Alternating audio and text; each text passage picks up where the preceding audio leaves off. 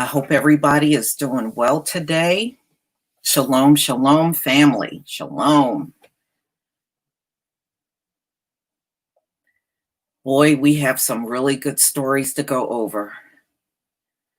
But let me just play a little bit of music to give people a chance to come in, and then we will get started.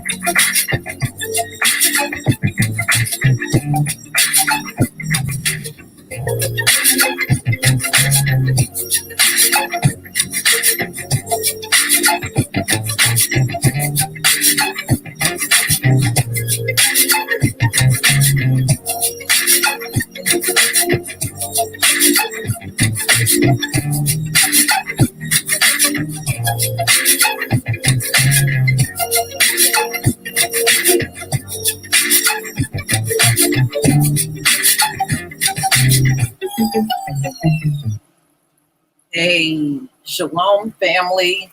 Hello to everybody in the chat. Oh, KD, we lost you. What's up, LVZ and KD on the panel in the house? How y'all doing? We good, sis. We good. We good. We good. And I just wanted to say, whoever disliked the video, I hope your mother get put in a chokehold by Mitch McConnell. You know what? Those Hey, what's up, VG? What's up, Lisa? How y'all doing? Oh man, we got a lot to cover. A lot. I hope everybody well. Go ahead. I don't endorse pork, but I'm about to go ham today. There's a lot on my mind. Yeah. Yeah. Thank you, Loveline Turner, for the super sticker. Thank you. All right, y'all. Let's get ready because we got a lot to cover. And I mean a lot. All right, y'all. Let me go ahead and share my screen. You know what to do. If you see my screen, please give me a 1 in the chat. Please give me a 1.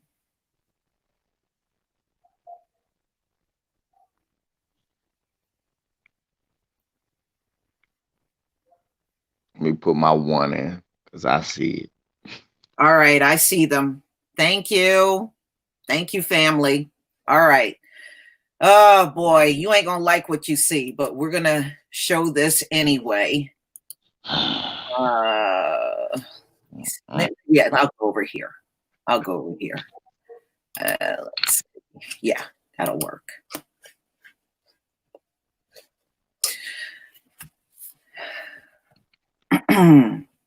Y'all see that? Another Black man has been found hung in California, 50 miles away from Robert Fuller. This one was hung in Victorsville. California. Thank you, Phyllis Foster, for the super sticker. Now, I don't know if any of you heard about this. This was given to me about an hour ago from one of my subscribers, Adrian Thomas, and it just blew me back. I'm like, what the hell is going on out in California? Seriously, what is going on out there? This is a week from out in California. Okay, so can we now finally start talking about it now? Yes, Okay. let's talk about it. All right, let's talk about it finally. So let's rewind back to when they found a black man hollowed out in the fucking desert with his organs missing. Mm-hmm. Mm-hmm. And nothing came of it. And let's rewind back to Rodney King, where nothing happened. Basically, Rodney King beat the shit out of himself. Let's go to where they recruited cops in the 60s from Texas and Mississippi to be LAPD, and how that family grew up. California cops retired and move into these suburban cities and have so many anti-black white supremacist groups hidden up in those woods in California, in those hills in California, where all they talk about is the gang part of California. LA, that is so small. Oakland, that is so tiny. It is so many spots where they can just lose you in California. And it is full of sundown towns, racist cops, and racist Asians, racist Hispanics, and a lot of other racist demographics out there. Yeah. Yeah. Andre Davis, thank you for the super sticker. No, you're right. You're right. You know, look, when I saw the first one with Robert Fuller, Palmdale, California, I never even heard of that place, but the information that I was getting from people that live out there, that place is pretty racist. Yeah, I heard of Palmdale. And from the tea leaves that I read, Victorville's a damn near Caucasian town. Damn near. It is, yeah. And Palmdale is too. And I've heard of Palmdale too. I heard niggas say you can't drive through there. The police jack you up in Palmdale. Now, you know what? That's what I had said the other day when I did a premiere on Robert Fuller. I said I wouldn't be shocked if the cops did this shit. Yeah, I saw that, and I got to it late. I said, damn, because they ain't send me a notification. I said, see, I got to it late. These motherfuckers. I wanted to tell Lisa, Palmdale, a racist ass spot known for police fucking you up. Yeah. Yeah, I know Victorville is too, cause I done ran across a couple of these fuckers on Facebook a few years back. Yeah. Thank you, Talking and Grubbin Media, for the super sticker. Yeah, you know, and you know, our people are gonna have to watch your back, especially if you live in one of these towns where the good old boys are there. You know they're trying to catch our men out there by themselves. Right. You know, and this one, he looks just as young as Robert Fuller. Fuller. Like a young dude. Right. Now, his name is Malcolm Harsch. Harsch. Harsch. Yeah. So he, like I said, they damn near look the same age. And they killed this black man. And as soon as they saw him hanging, the first thing the cracks like, nigger hanging from a tree, suicide. Right. Yeah. Well, see, suicide, because then there's no investigation. Yeah. And that's the way they like it. I mean, as soon as they see him, they don't think, look, ain't no nigger hanging from a tree. Don't see the irony or history there. Suicide. Yeah. That's the first thing they do. As soon as they don't even come out, Matt. She said they be quick to say suicide. I wonder, look, they don't even come out no more, Lisa. When they call, say, nigger in the tree, suicide. They just write that shit right down. Yeah. Yeah. Look, with Robert Fuller, they didn't even investigate Nothing. They just sat everybody in a room and made the announcement it's an apparent suicide. No, it isn't. That ain't no damn suicide. You know what, y'all? I'm tired of them using that fucking word investigation. We know what it really means. It really means cover up. They just say that shit so that they don't have to put any real work in when it comes to digging into this case. I want to know this. Did the family get to see him before they cut him down? Did they notify the family when they found him? They knew who he was. I don't know, but I know the family is also, just like in the case of Robert Fuller, they said they're trying to get an autopsy done. See, this is what I was about to say, sis, because you know what I've been noticing in the case of these police shootings, right? That's been happening, and recently the people don't know, the family doesn't know that their loved one has been murdered. Even in the case of Ahmaud Arbery, even when you go back to Trayvon Martin, they called for Trayvon as a missing person. Nobody notified them. I remember that. Yep, they sure did. Remember. So what I'm telling y'all is a lot of times with these cover-ups, they got 3 and 4 and 5 days where you don't even get to see the evidence. It ain't no black people around. A white person discovered. Who discovered him? Who saw him in the tree? How come we never know who found him in the tree? And I know. And another thing, all of these hangings, now they got cameras everywhere in all these different states. You notice they know exactly where to hang them where there's no cameras. That's why I'm saying I really believe these are cops doing it. It gotta be, because they be riding around the cities and shit, find out where the cameras don't work at, because you gotta look at it. The damn camera gotta connect to the tower, and if it don't connect to the tower, that's what they be doing that bullshit. And remember, Robert Fuller was hung right across the street from City Hall. And now, that's why who knew that there were no cameras there? The damn police.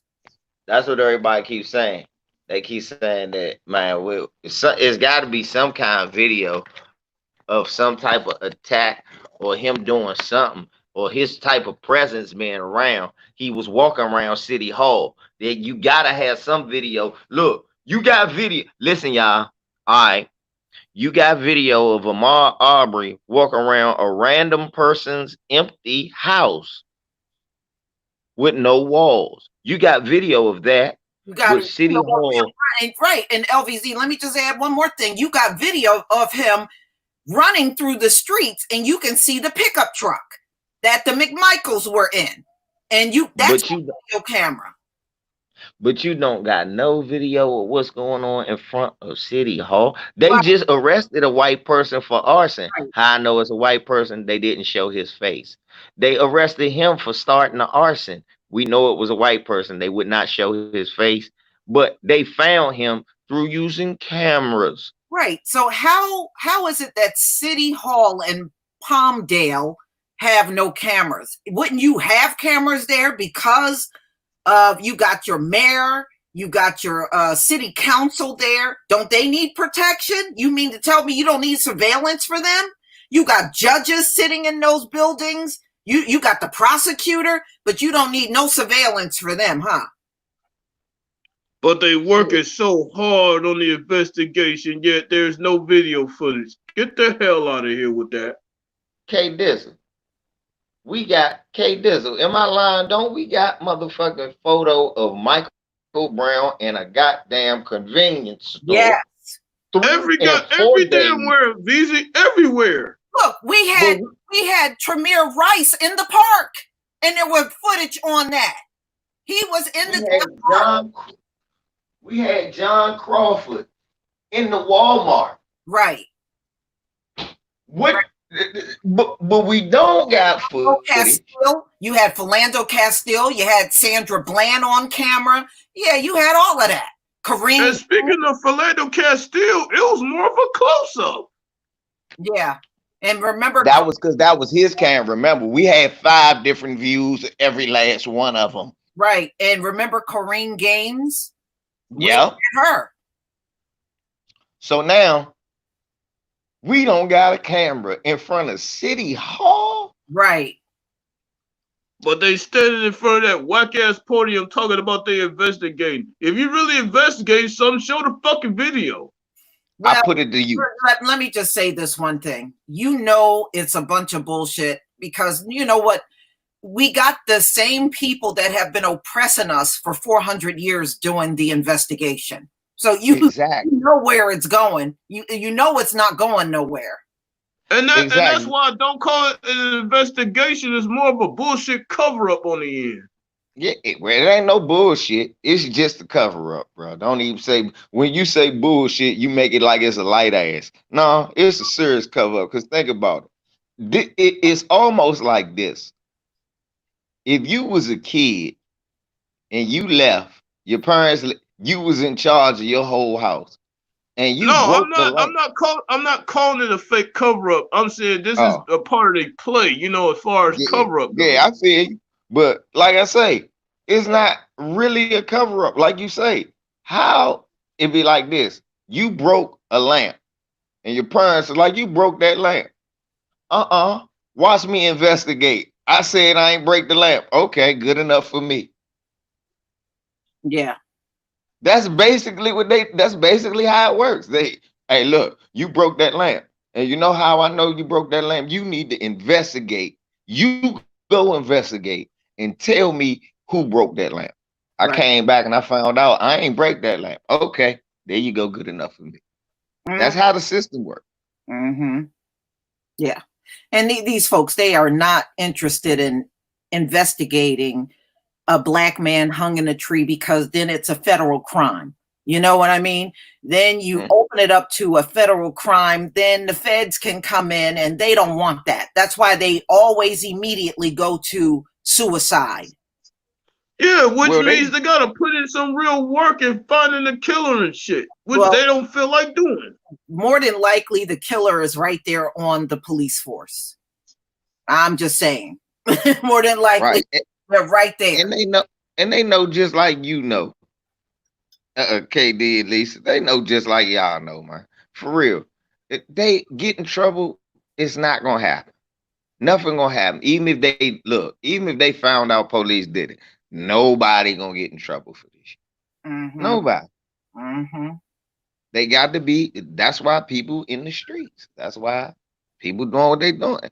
And right now, the feds, how are they gonna help? Bill Barr, they know they got carte blanche because Donald Trump in office. Right, the law and order president, which is another way of saying the white supremacist president. That's another way he basically said to the states, "Hey, look, y'all can do what the fuck y'all want to do. I ain't sending the feds in to look at what y'all doing." Remember what he said? Oh, when he had the cops there, oh, just rough them up when you put them in the car. Remember that? Yeah. Right. Saying all that type of shit on the campaign stuff and shit. So they understand. See, he virtue signaled to all of them. Look, y'all free from federal punishment. Right. Y'all can do what y'all want. Like you said, the Fed back in the day, you had some peck of woods to go, all right, that's too far. We got to send the feds in and at least make it look like we trying to do something. But Donald Trump gave them in the beginning, like you said, when he told them, hey, look, nah, whoop their ass. We got you. We got to protect our police.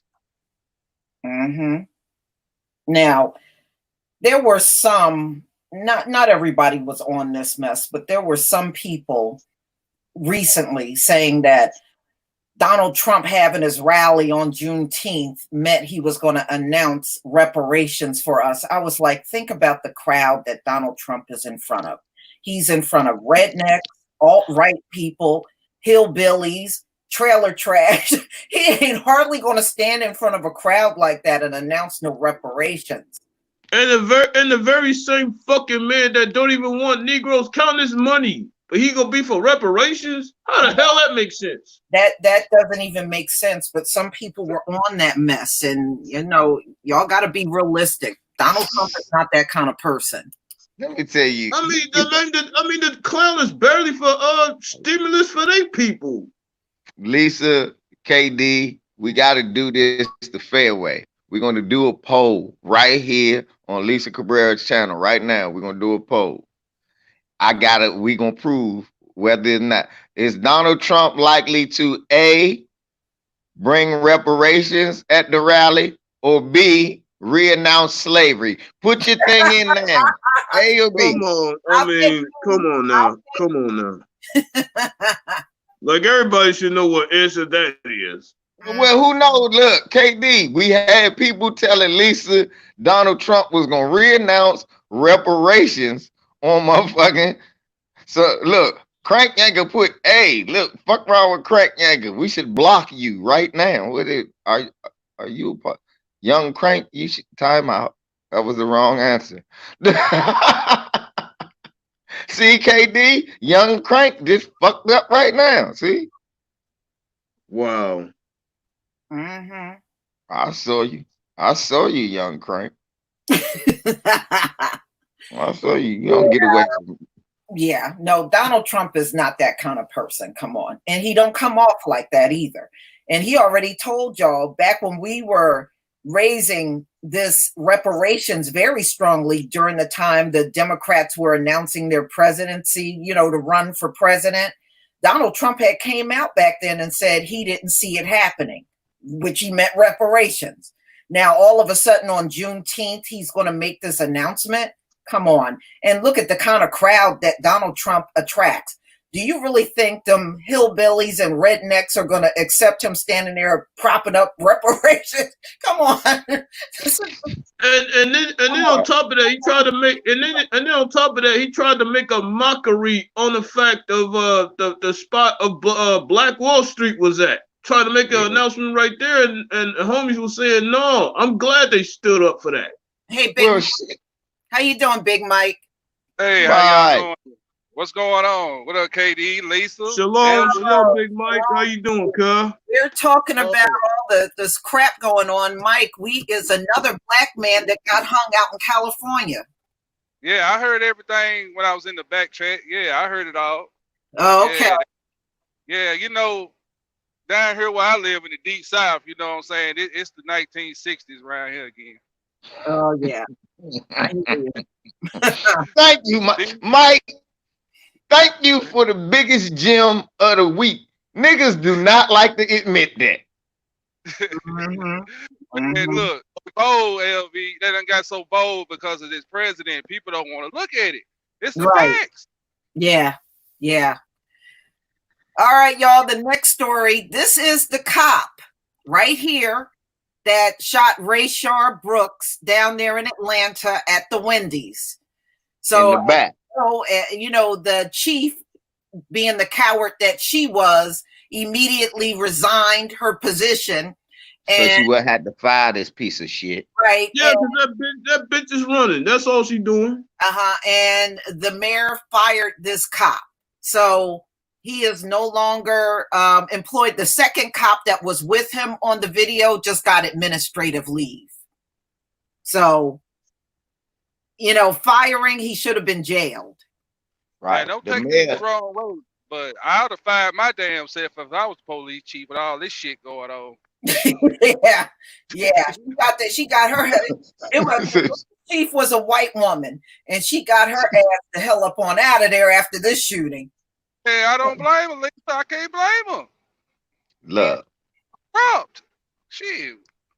This is why she fired herself, though. Y'all all right. She did fire herself. But I was saying that last night. I kept reading into it. I said they just don't want to say it about this white woman. The mayor did something unprecedented, okay? Keisha Bottoms, I got to give her credit. She didn't do what the mayor of Baltimore did. She came out and said the cops need to be fired. Yeah. Off the break. Because she can't arrest them. And that's why she can't do that. So she can call for them to be fired, but she can't fire them either. But when she do that, that means the chief got to act. Yeah. So this dude, his name is was Officer Garrett Roth. And the shooting, according to what this says, was a black man. And of course, he fell asleep outside of a Wendy's. They said it was in the drive-through. He probably high or drunk. But my question is, why didn't anybody from Wendy's just go outside and ask him and knock on the goddamn window? Right. Why couldn't you just ask him to move? Lisa, that was my video in a nutshell. I said, I don't understand why Wendy's is calling the police. Why you don't just go and go, excuse me, sir. Man, if you want something to eat, I'll bring you something out. But pull over there to the side, right here in the parking lot. If you're gonna be right here, you holding people up, pull right here. Once I see you drunk, I don't know why that was such a hard thing. You don't got one brave employee. If you scared, say you scared. But I used to work fast food. I've done shit like that. Man, what the fuck you doing? Man, go over there and pull over, man. We gotta stop doing dumb shit. Falling asleep in damn drive. Dumb shit getting us killed. I'm sorry. And somebody falling asleep should not add up to a damn death sentence. Right. It's just ridiculous. Right. So, so what they're saying is this was a shooting. They got the footage off of the body camera to review it. And of course, after it was reviewed, that's when the chief got the hell up on out of there. And 27-year-old Rayshon Brooks, in fact, they said on the video, he appeared cheerful and very cooperative with the two white cops. He did when I seen. Yeah. So, you know, of course, the cops, you know, if you're black, resisting arrest is a given. We get that no matter, that's automatically tagged onto all black people, even if you're not resisting. So, of course, you know, they put all the usual bullshit in the report. He resisted arrest. He failed a field sobriety test. Okay, then you should have just took him to jail. That's your job. You should have, if you take him to jail. But just executing him in that parking lot? Nah. Okay, Lisa. Way too much of that. See, everybody, a lot of people here just came from my channel because I was live before you was live.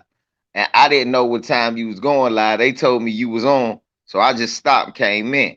Now, I done already told this story about how my brother, and he told it with me, got drunk one night, fell asleep in his car on the side of the road. And what ended up happening, the police, he calls me on his cell phone, drunk as fuck, trying to get the police to talk to me.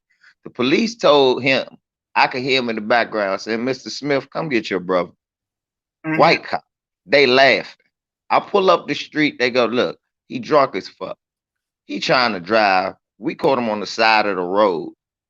He wasn't driving, so we can't give him a DUI. Right. His car was stopped. So that's the same thing. So we got to stop with this DUI shit. Right. He was a DUI. He was parked. Right. So that's the first thing. It can't be a DUI. Right. So that's the first thing. The second thing, they Crew Reality is LVZ NBA Talk. Anyway, so they go, Mr. Smith, come get your brother. I come up, they laughing, talking about he was drunk as hell. We're not letting him drive. We got his keys.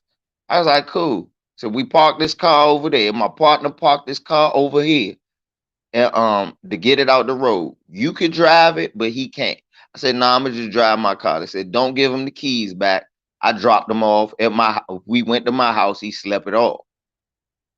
That could have been the same situation. All they had to do was if they got him to cooperate with the sobriety test, that means you could have got him to give you your license, registration. You could have told him, sir, cut your car off, step out and take his keys and go, man, you drunk. I'm either call an Uber or call a cab, but you're not driving your car. Call a friend, call whoever. We not letting you drive this car. And we're going to stay here and make sure you leave. They didn't have to do all that they did. No. And G Bowman Jr., thank you for the super sticker. But see, that's the problem. When they're dealing with us, they just go into overdrive. Everything got to go to the damn extreme. You know, when deadly force should not have even been used. There was no reason for it to be used. Thank you. Oh man, I get sick of these damn stories, and they're always the same.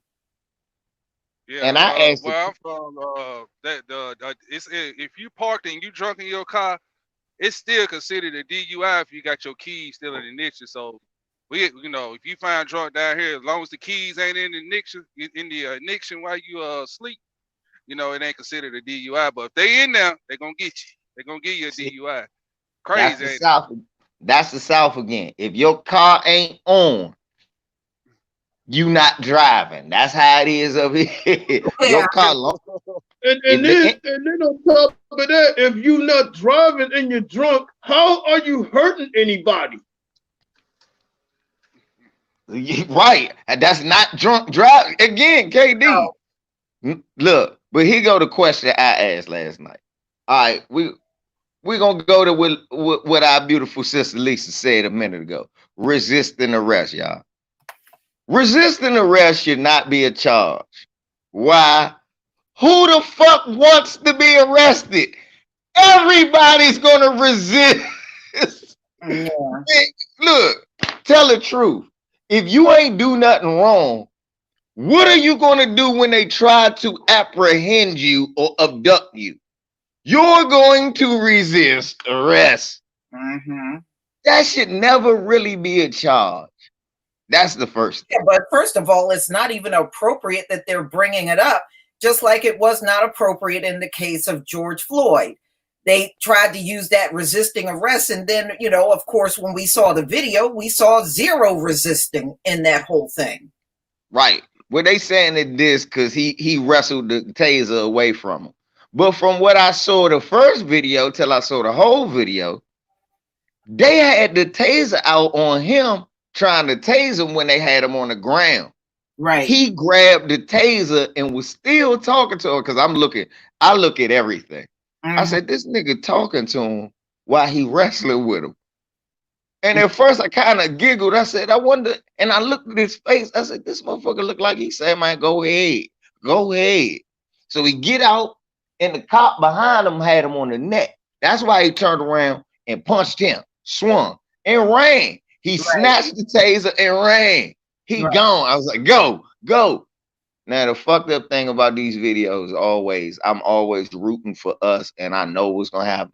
What the when he turned around, he did turn around. He did turn around with the taser and shot it off. Why? You just tased me. Mm-hmm. I got your shit. I'm going to get you too.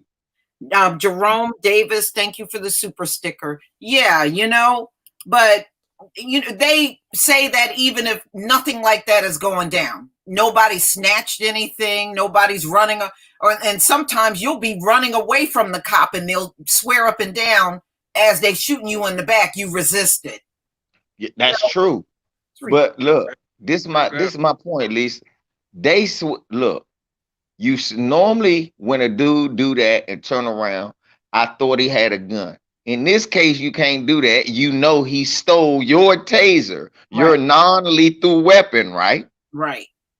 So look, you turn around with the non-lethal weapon and shoot. The officer instantly puts down the taser in the other hand, grab the gun with the other hand, and blast the man in the back. I say, oh shit.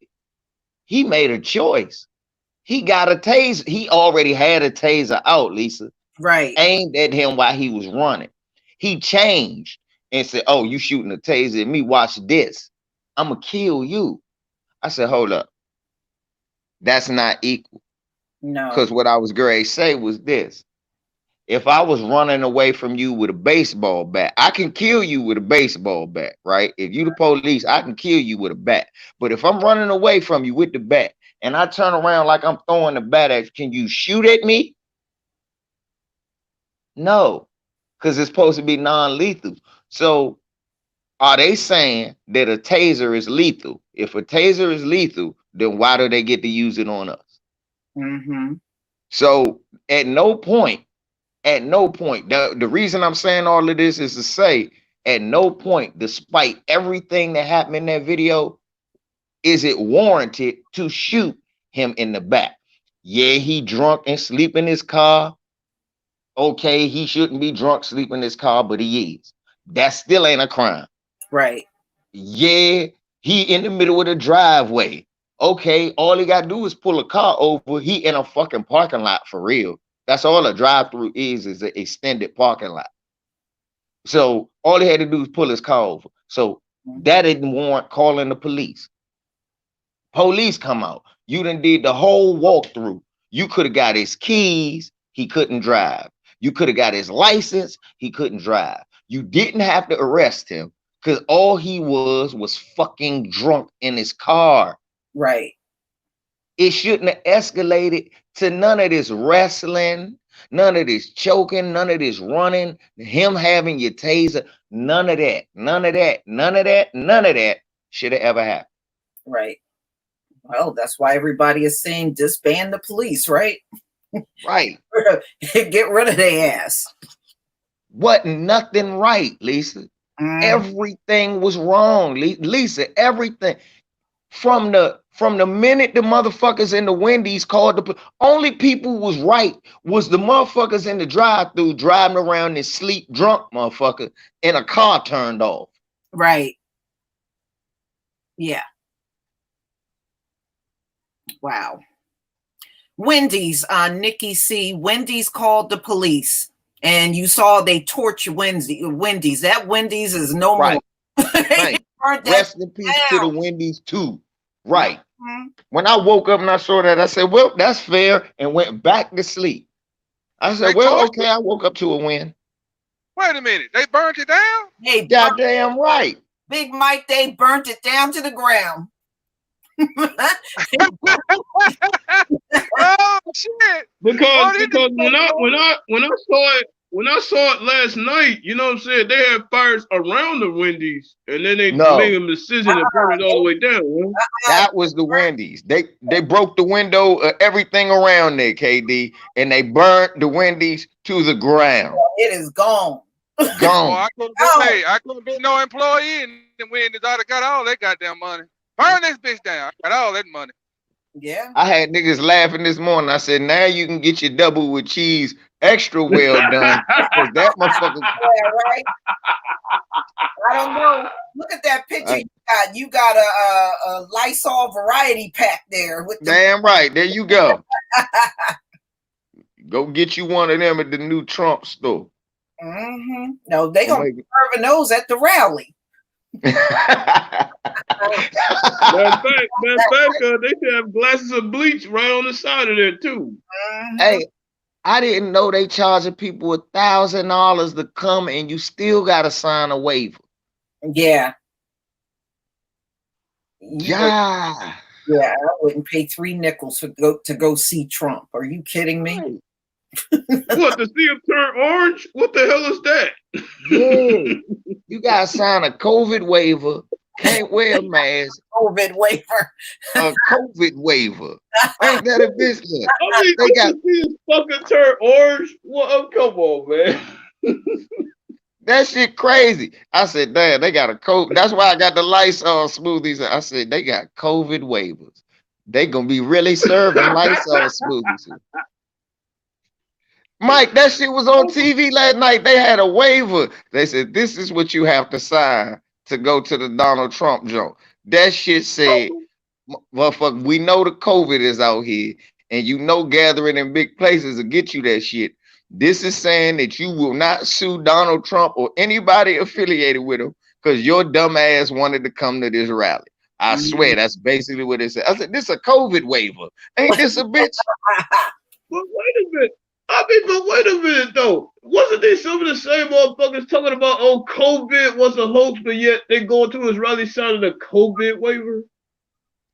And look, the motherfuckers ain't gonna be allowed close to him, and he ain't gonna let them wear a mask. Ain't that some shit? Yep. Yeah, That $1,000 is to stupid come. as fuck, man. I ain't paying no $1,000. $1,000 to see that orange person. I'm telling you. Yep. All right, y'all.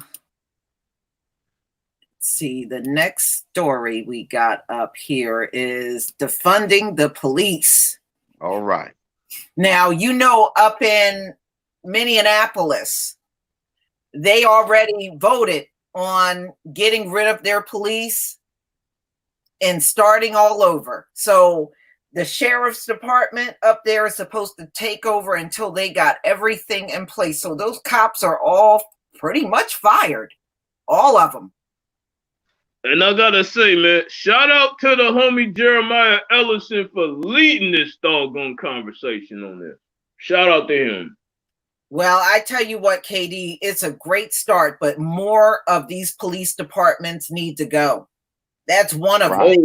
them. Trust me, Lisa, there's plenty more than that need to be fucking gone, including mine. It's some that need to be disbanded and dismantled, and it's all of them need to be defunded, not just one. Yeah. Every police, and for you dumb motherfuckers, we're not saying that there won't be any cops to call. What we're saying is all that having tanks, military guns, pepper balls, rubber bullets, pepper spray, all that extra shit. Nah, you can't have all that. We're not giving you no new buildings. You don't need new cars all the fucking time. All you motherfuckers need to do is solve the crimes you not solving. Mm-hmm. We ain't giving you no more money. We're gonna put some money into the schools. We're gonna put some money into the roads. We're gonna make it so more people could get Medicare for free. We're gonna make it so that's what the fuck defunding the police mean. That's all that means. And pretty much giving taxpayers the power on how to spend the damn money.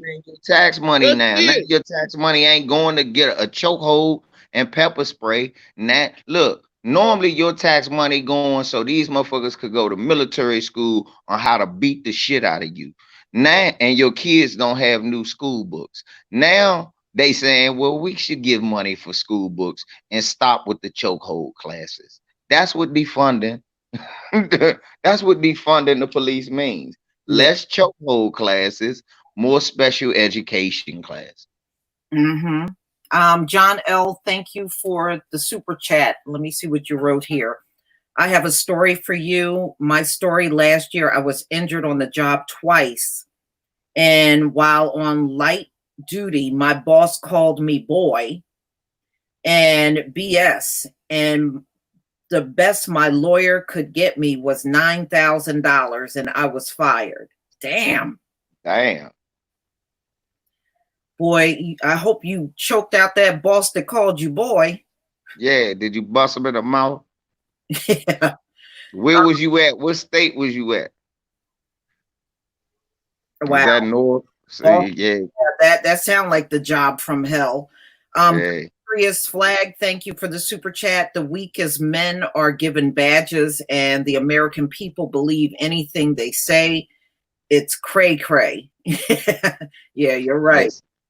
Basically, real talk.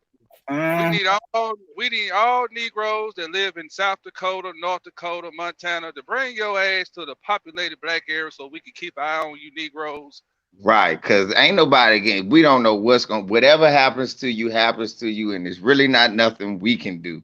Ain't like we coming out there to check up on you. Mm-hmm.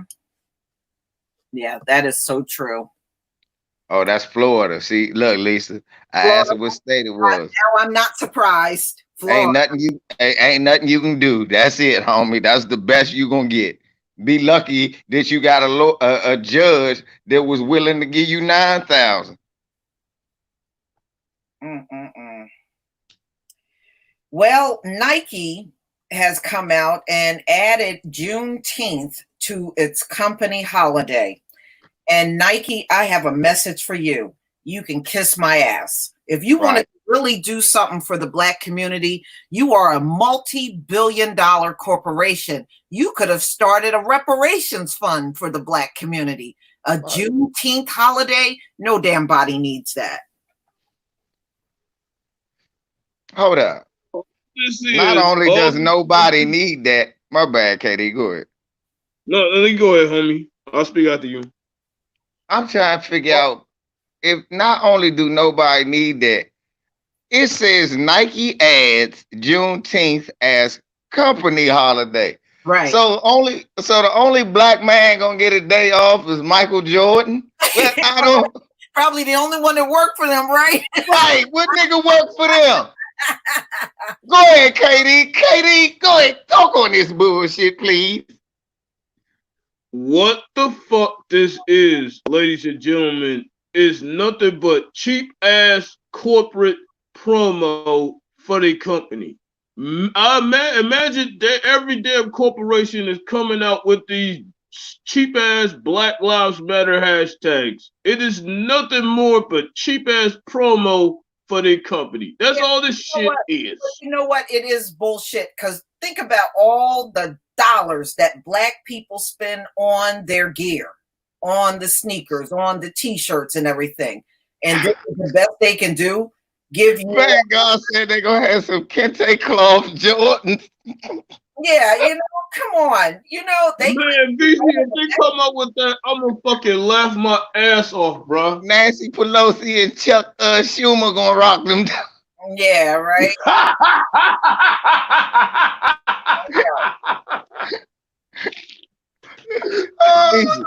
Nancy Pelosi and Chuck Schumer gonna unveil the new Kente cloth Jordans.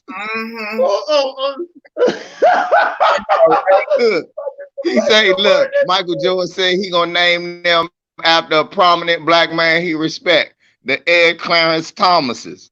Yeah, right. But thank you, Demetrius, for the super chat. Yes, Lisa, exactly. Yeah. You know, come on. All the money and revenue they get from the black community, they could have done way better than this. I would have rather for them to put some kind of funding aside, something that would have benefited the black community, but put some Juneteenth on your company holiday. You didn't have to give nothing up. You gave nothing. You could do that for free. Yeah. What you just said was. And that's why I call it cheap ass promo. All they gotta do is put a fucking hashtag out and then company name go grow all throughout that motherfucker. I was about to say, look, no, niggas ain't even gonna read this shit. That's why it's good, Lisa, that's something. Read the headline. Nike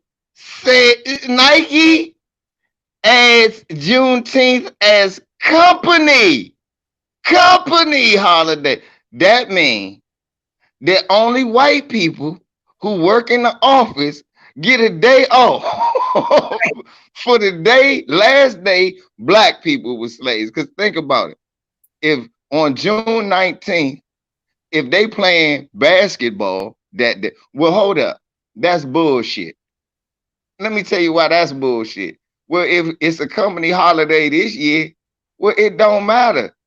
The NBA ain't playing till July 31st, I heard. So all of them off any motherfucking way.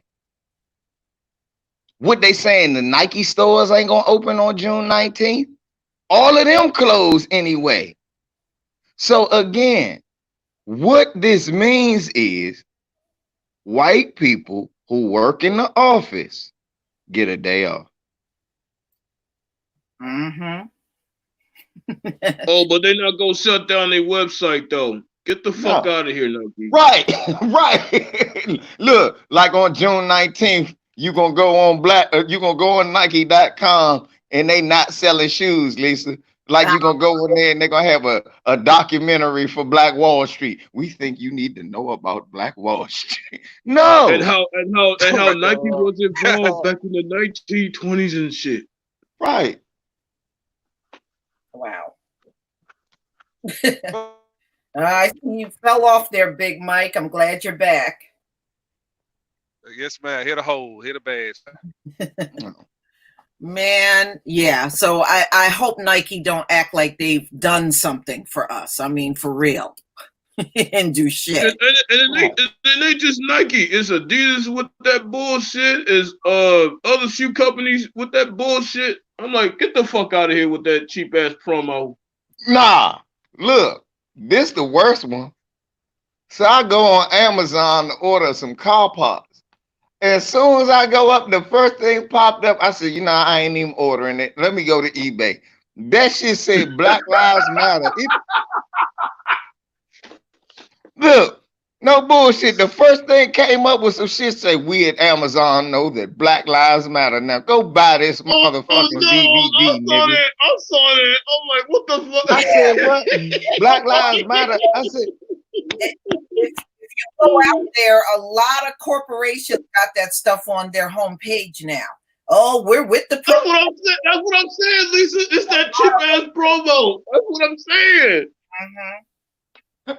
But wait, but remember, back in 2016, all of these same people were mad at Kaepernick. Remember? right. Oh yeah. Oh yeah. You know, and Roger Goodall is full of shit, talking about he understands, and you don't understand nothing. And did you give Kaepernick his job back? Fuck all of that understand mess. The hell with that. We understand, nigger. Now you get that uniform on and you play. We're not hiring that nigger back, and I hope you understand. I know that's right. They ain't gonna hire that man. And they're gonna put up a board. Go ahead, Mike. No, I was just saying they ain't gonna hire Kaepernick back. Mm-mm.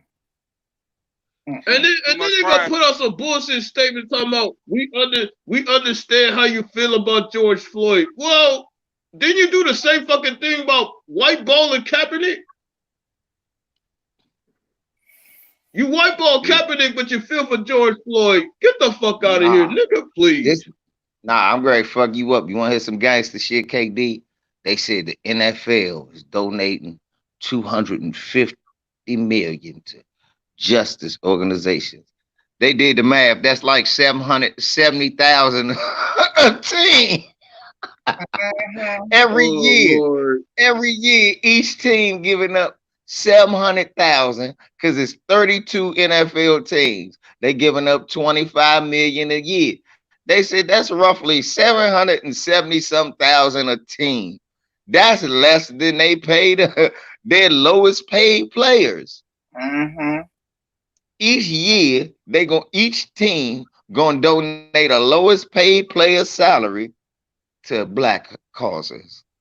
It's 50 states and 32 teams. And then most of those so-called black causes are head up by fucking white people. White people. Get the fuck out of here, NFL. Well, you know, they are real toe up these days, you know, because remember when they were going up to the state capitals all over the country to demand talking about this is slavery, this is unconstitutional, why are you doing this to my liberties and shit? Yeah, staying home is like slavery. I'm like, yeah, whatever. And now this came out in Fortune magazine. They are saying the recession will go on for years worldwide. Wow. Because worldwide, damn near all of these countries are struggling and they can't get their economies back. Can't get it back. I think all Negroes should go home for a whole 6 months and just say fuck it. Have barbecues every day. Yeah. Shit. Back up. That's the only thing I'm saying is money. Yeah. Backup trick 44. Thank you for the super chat. Tangibles, not empty gestures. NFL. You got that right. But yeah, so worldwide, so many countries are struggling economically now. They said even here in the US, it would take 10 to 12 years to get everybody, all 42.65 million people, employed again. 10 to 12 years. But I was thinking about this too, Lisa. Even with the companies that are open right now in all these fucking states and shit, they're not even operating at half staff. They're not even operating even at half capacity. So Katie, You're doing the bullshit opening, but yet you're not receiving anything. Right. You're not getting anything. Katie, that is a good point, because many of these companies that have reopened said they are struggling. They ain't making no money. They said hardly nobody's coming in to even buy from those businesses that are open. I'm about to say, Lisa, these dumb motherfuckers ain't realized if everybody ain't working, the slavery don't work. You can't make enough money. Look, you overcharge for everything, you double charge for everything in the hopes that everybody gonna buy something. Well, now we in a situation where this shit is real. Everybody can't get out. Everybody shouldn't be out. Everybody ain't gonna get out. You gonna lose money.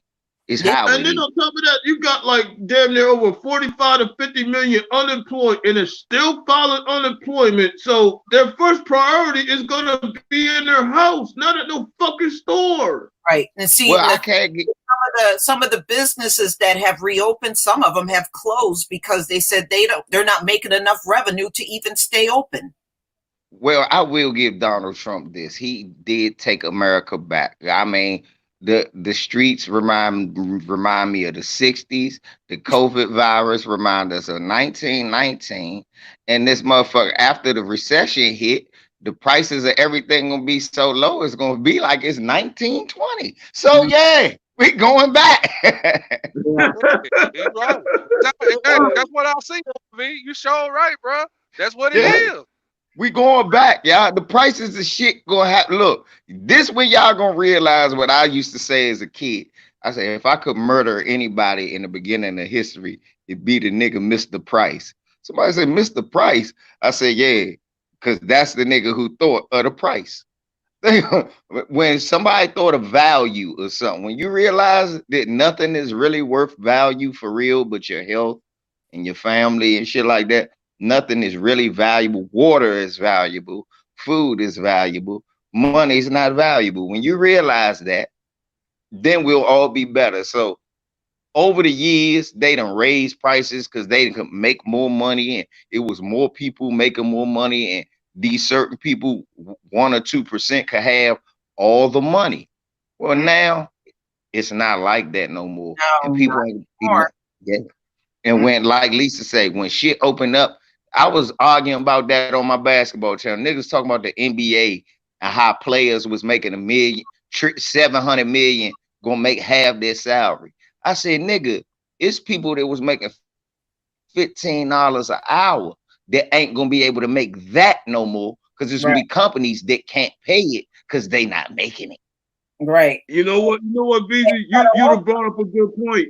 You know what, BZ, you brought up a point, because even the NBA players are even going against this bubble shit that's going on that Adam Silver is trying to force them to play in. So basically, if they don't play, they're not only going to lose money for the rest of this year, the salary cap is even going to go down even further for next year. So everybody's losing money around this bitch. Right. Well, KD, here's the other component to that is, when they do, let's say they do get to open up the economy, you're going to have thousands of people competing for the same damn job.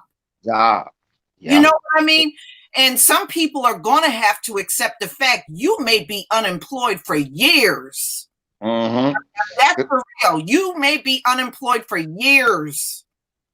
And they going to have to accept the fact that they going to have to pay for it. Mm-hmm. The government, that is, because it ain't going to be nothing nobody can do. Look, it's shit that let's use the NBA. I was arguing about this, Lisa, as a microcosm. Okay, they talk about restarting it July 31st. KD and them talk about, Kyrie was talking about the virus first. Like, I don't want to do this shit. Couple of other people was talking about the virus. Dwight Howard said, man, all this shit going on in the streets and the virus, fuck this. So even if they played, you can't have fans back anymore. So you losing that money. You can't have t-shirt revenue. You can't have cotton candy, beer sales, popcorn, pretzels, this, that, oversold merchandise, the parking outside, the hot dog man down the street, the lady who sell the fucking we're number one tag. All of that is gone. How does TV revenue make up for that? It doesn't. Pretty soon, they going to lose a lot of money. Next year, they're going to start without fans again if they don't find a way to get this virus shit under control. And guess what happens then? You know what? And I'm glad you said that, LVZ, because it actually impacts the entire entertainment industry. How do you have a concert if you are a singer? How do you have a concert now? You can't have a concert. You can't. Look what Dave Chappelle just did. The first concert, he had to have it outside on his fucking ranch. That's where they were, on his ranch, outside. A lot of people ain't gonna have that motherfucker resource or that ability. Right. So even if they were to go back to work on $15 an hour, it ain't gonna be too many people working. no, Even if you let them back in the stands. No. And I mean, and they're already anticipating it's going to be record-breaking foreclosures, record-breaking evictions going on in the country in the years to come. They're already projecting it. right. So Which, they got which goes back to my original point. If they receiving anything at all, they're going to put it towards the house, not no fucking entertainment. right. That's why the entertainment industry, you might as well say they're not going to be able to uphold it. How are you? Right. You can't get Tiger Woods out there golfing anymore, and you can't get Beyonce back up on the stage with 50,000 people in there. You can't do that mess no more. How the fuck does 50 million unemployed not factor in? It has to. Right. I'm about to say, how can y'all just say, hey, we just gonna have foreclosures and evictions? No, it's got to be a plan in place. You can't say you just gonna have millions of people homeless. That just can't work. Well, so did you see some of the articles out about Trump? They said Trump wants the country reopened with no plan. Yeah, exactly. You think somebody like Donald Trump is going to come with a plan? Hell, a real plan. He just. Let's be real, Lisa. He just saying that shit because he's losing money. That's why. Look. But I ain't even finished with the NBA. Watch this, Lisa. So you're going to get innovative, right, Lisa? This is how you're going to start having to do concerts and shit like this. The NBA is going to lose money when they realize, damn, we can't sell cotton candy and beers and vendors and parking spaces and shit like that no more. Because we ain't going to be able to have as many fans. Even if we open up social distance, we can't have 50,000, 20,000 in the arena no more. So this is what you're going to have to do, y'all. Pay-per-view every basketball game. The problem with pay-per-viewing every basketball game is you got people who live in New Jersey like Lisa, there's fucking Laker fans. And I'm DC. I like the Lakers. Brooklyn ain't going to have a team because too many people ain't going to want to watch them. Oh, damn, you don't fuck with the Wizards, VZ? I like the Wizards. I like the Wizards because it's my home team, my nigga. But would I pay to watch them lose? Fuck no. I'm a Laker fan, but I'm not gonna sit there and pay and watch these niggas lose and do the wrong thing every year. I'm not gonna support that. That's gonna be fucked up. You just brought up another good point. Like, who the fuck is gonna support their hometown team if they're not even winning? And you just limited the NBA market right there by limiting the teams that are winning. You look at all the people that lost their jobs, like LVZ said. You don't need a parking lot attendant no more because nobody's at the games. You don't need your people selling tickets. You don't need concession stand people. All those people are now officially out of work. They can't get them jobs back. Lisa, we're your 50-man cleanup staff for all the popcorn spills and soda spills in the arena when it ain't that many people there no more, y'all. Yeah. It was people that used to do those contracts. They talking about the NFL gonna open up. I'm sorry, Mike. They talk about the NFL gonna open up and they're gonna open all the way up. And everybody like, well, what about the NFL? I said, nigga, it's gonna be a disaster. Yeah. People gonna get sick. Yeah, and I say even if they attempted to do it, it's gonna be short-lived. They're gonna have to shut it down almost as quickly as they start playing. Lisa, and even if they did, every team is gonna have to hire a whole sanitation team, which is gonna cost money. look, Yeah, no. but how do you social distance in a damn locker room? Right. How do you social distance in the stand? They said they gonna bring everything back. They said they want fans. They gonna have fans.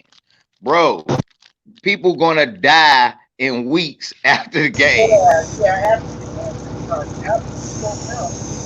And my point on the sanitation team is that they're gonna have to hire every team gonna have to hire them. You know what I'm saying? In order to even keep the stadium up to par. Yeah, but you know what, Katie? All of the places that have been sanitizing, those people are still getting sick. Mm-hmm. I mean, they're still getting sick.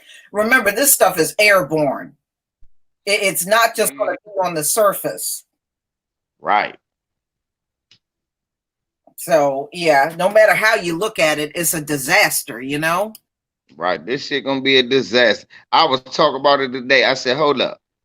So you trust all the men who helped put Donald Trump dumbass in office and put us in this situation? You trust them? Because that's who run the NFL. All the people who gave Donald Trump money to be in office. You trust them to run this success. The same people who didn't get it right with Kaepernick. Come on. Yeah. What's This is the same fucking president when all of this was coming around. He turned down the fucking meeting to even try to solve the damn problem. Yeah. This is one of the cops that was, you know, part of the shooting at Breonna Taylor's apartment. This is Brett Hankinson. He has been charged by 2 women of sexual assault. You can look at this motherfucker and tell he's an incel. At least I can. He's a damn incels. But yeah, there have been problems with his conduct even long before the Breonna Taylor shooting. Mm-mm. Oh, well, we got a little sex predator on the loose. Yeah. He's sexual predator. Mm-hmm. Yeah. Does that shock anyone? No. I'm not shocked. Let's be honest. Every last one of them cops probably got a records longer than our bodies. Yeah. All 3 of them. They probably got records longer.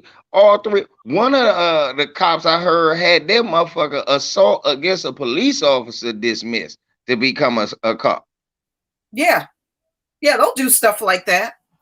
They wouldn't do it for us. Oh, you know who it was? The cop that got the separate lawyer in the George Floyd case. Wow. That motherfucker was arrested for assault against a cop. Uh-huh. Oh, yeah. I'm not surprised. That sounds about white. Yep. Man, this shit crazy. This shit is really crazy. I can't believe we lost to these stupid motherfuckers. Yeah. Tell me about it. All right, y'all. It's like a damn movie or something, man. It's just like, is this shit real?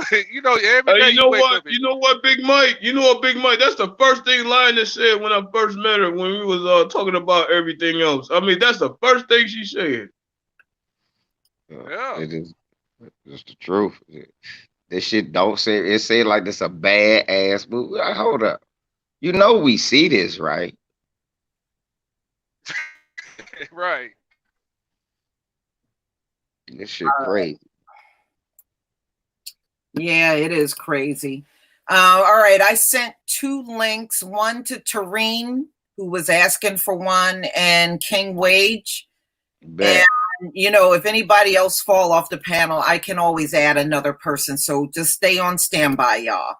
Bet, I'm here. You know, unfortunately, the True Royal family. How you doing? I'm good, everyone. How y'all doing? Did you hear about that guy that hung? There's another black man that got hung in California in Victorsville. Damn. No, I didn't hear about that one. Yeah, we were talking about that in the beginning. I'm going to show you this guy. He looks about the same age as Robert Fuller. And he was in a place called Victorville. Do you know what? Yeah, I know about Victorville. Yes, All right. that's Hick country, big time. All right, Hick country. All right, hold on. I'm Oh, gonna show you this dude. I want you to see him. Shalom, family. Shalom. How you doing, King Wade? What's up, I'm doing good, brothers and Hey, queens. King How y'all doing? Okay, What's up, family? I had to come through, you know, especially at a horrible time like this. Yeah. Here you go, True Royal. Here he is, right here. You see him? Wait a minute. Let me check. Demetrius, thank you so much for this. Oh, okay. Yeah. Okay. Yeah. Confusing. How did we lose to these people? Well, Right. I can tell you how, and it's long and painful. Lord have mercy. Okay, so this is the man that died, found hung in Victorville, California, 50 miles away from where Robert Fuller was hung, just 10 days apart. And I'm like, his name is Malcolm Harsh. And I'm like, okay, what the hell is going on in California? You know, there was somebody else hung within that region too. I think it was a woman too, a sister. There's some stuff going on, but that ain't a good area for us to be hanging around. I know that area very well. I told you, and people keep forgetting. California, just like one of them states like Pennsylvania, black people is in two spots, Oakland and Compton and LA. After that, all in between is Alabama. You don't want to get caught with that sundown. Okay, See, like, wait a minute. I got a subscriber that says they live in Terry Hughes lives in Victorsville. You live there? Okay, I just saw what you wrote. California is a racist state. Well, join the club. New Jersey's a racist state too. Yeah, all of them states is right. But you know, especially up in Northern California, they try to give the impression of being so liberal. And that's what makes it so deadly. And California, now the whole body of California is a Republican state. You got some very wealthy people in California because of the entertainment industry. And it's just all a smoke screen. See, what they try to play off on, especially up in Northern California, is during that hippie era, and they try to keep that. They try to keep that type of nostalgia around. And see, some people never ask the question, where did the hippies go? Where did they go? See, I was raised around them because I was raised in the Haight-Ashbury. And where those hippies went, I'm gonna tell you where they went. Let me finish this real quick. Where the hippies went is after they went and ran around nasty and protesting against their family and stuff. And when that wore out, they took their ass back home, took a shit shower and shave. They opened up Trader Joe's. They opened up Whole Foods. They opened up IKEA, them type of places. I know what I'm talking about on this. So those a lot of those hippies were considered the baby boomers. And, you know, they talk a lot about the baby boomers because that was the only time in that little small cocoon that a lot of white people had babies. But trust and believe, when they were rebelling against their parents, once they got through that phase, they took on their parents' ideology and everything to hold on to that money. But hold on, True Roll. I gotta stop that because we always do this, and I was saying that the other day. We always do this. This is a subconscious thing they done put in everybody to say, and black people even say it. All right, let's get one thing straight. It was hippies, you right, and it was quote unquote free love, and some of them was fucking black people. They were never fighting for what we were fighting for. They were always talking about the war. All they cared about was the war. When True Royal said that they straightened up, got a haircut, and went home, guess why? The war was over. That's why. They weren't out there marching because we was getting our heads beat in. All they was talking about was the war. They only start talking about, hold up. They only start talking about Muhammad Ali because of the war. They wasn't talking about Muhammad Ali when he was talking about what was going on with black people in the streets and when he was hanging with Malcolm X. They only started talking about him because of the war. And you're right. You're right, LVZ. I already knew they never was for us. They were rebelling also against their parents. That's what I said at first. But see, people think that they was rebelling when you say that. A lot of niggas, that's why they think, man, they was rebelling. No, they wasn't rebelling because of us, though. No, even that was just going on at the same time. They was rebelling their parents. I'm glad that you brought that up too, because of the space and time that we are in right now. Okay, throughout the United States, they've been out here marching, and you've been seeing a bunch of white people out here marching. They not marching for us. They done lost their damn jobs. No. Yeah, and not just that. Hold on, Lisa. Getting into that a little later. Okay. We're going to be talking about right. Okay. Yeah. So I'm just say real quick. Yeah, this like the hippie movement. Understand, they marching for something different. When we talk about it later, I'm gonna cook on it. Yeah. Yep. Demetrius Flag, thank you for the super chat. Both statements are true at the exactly same time. You're right. King Wade, you want to say anything about this new latest man that was found hung in California?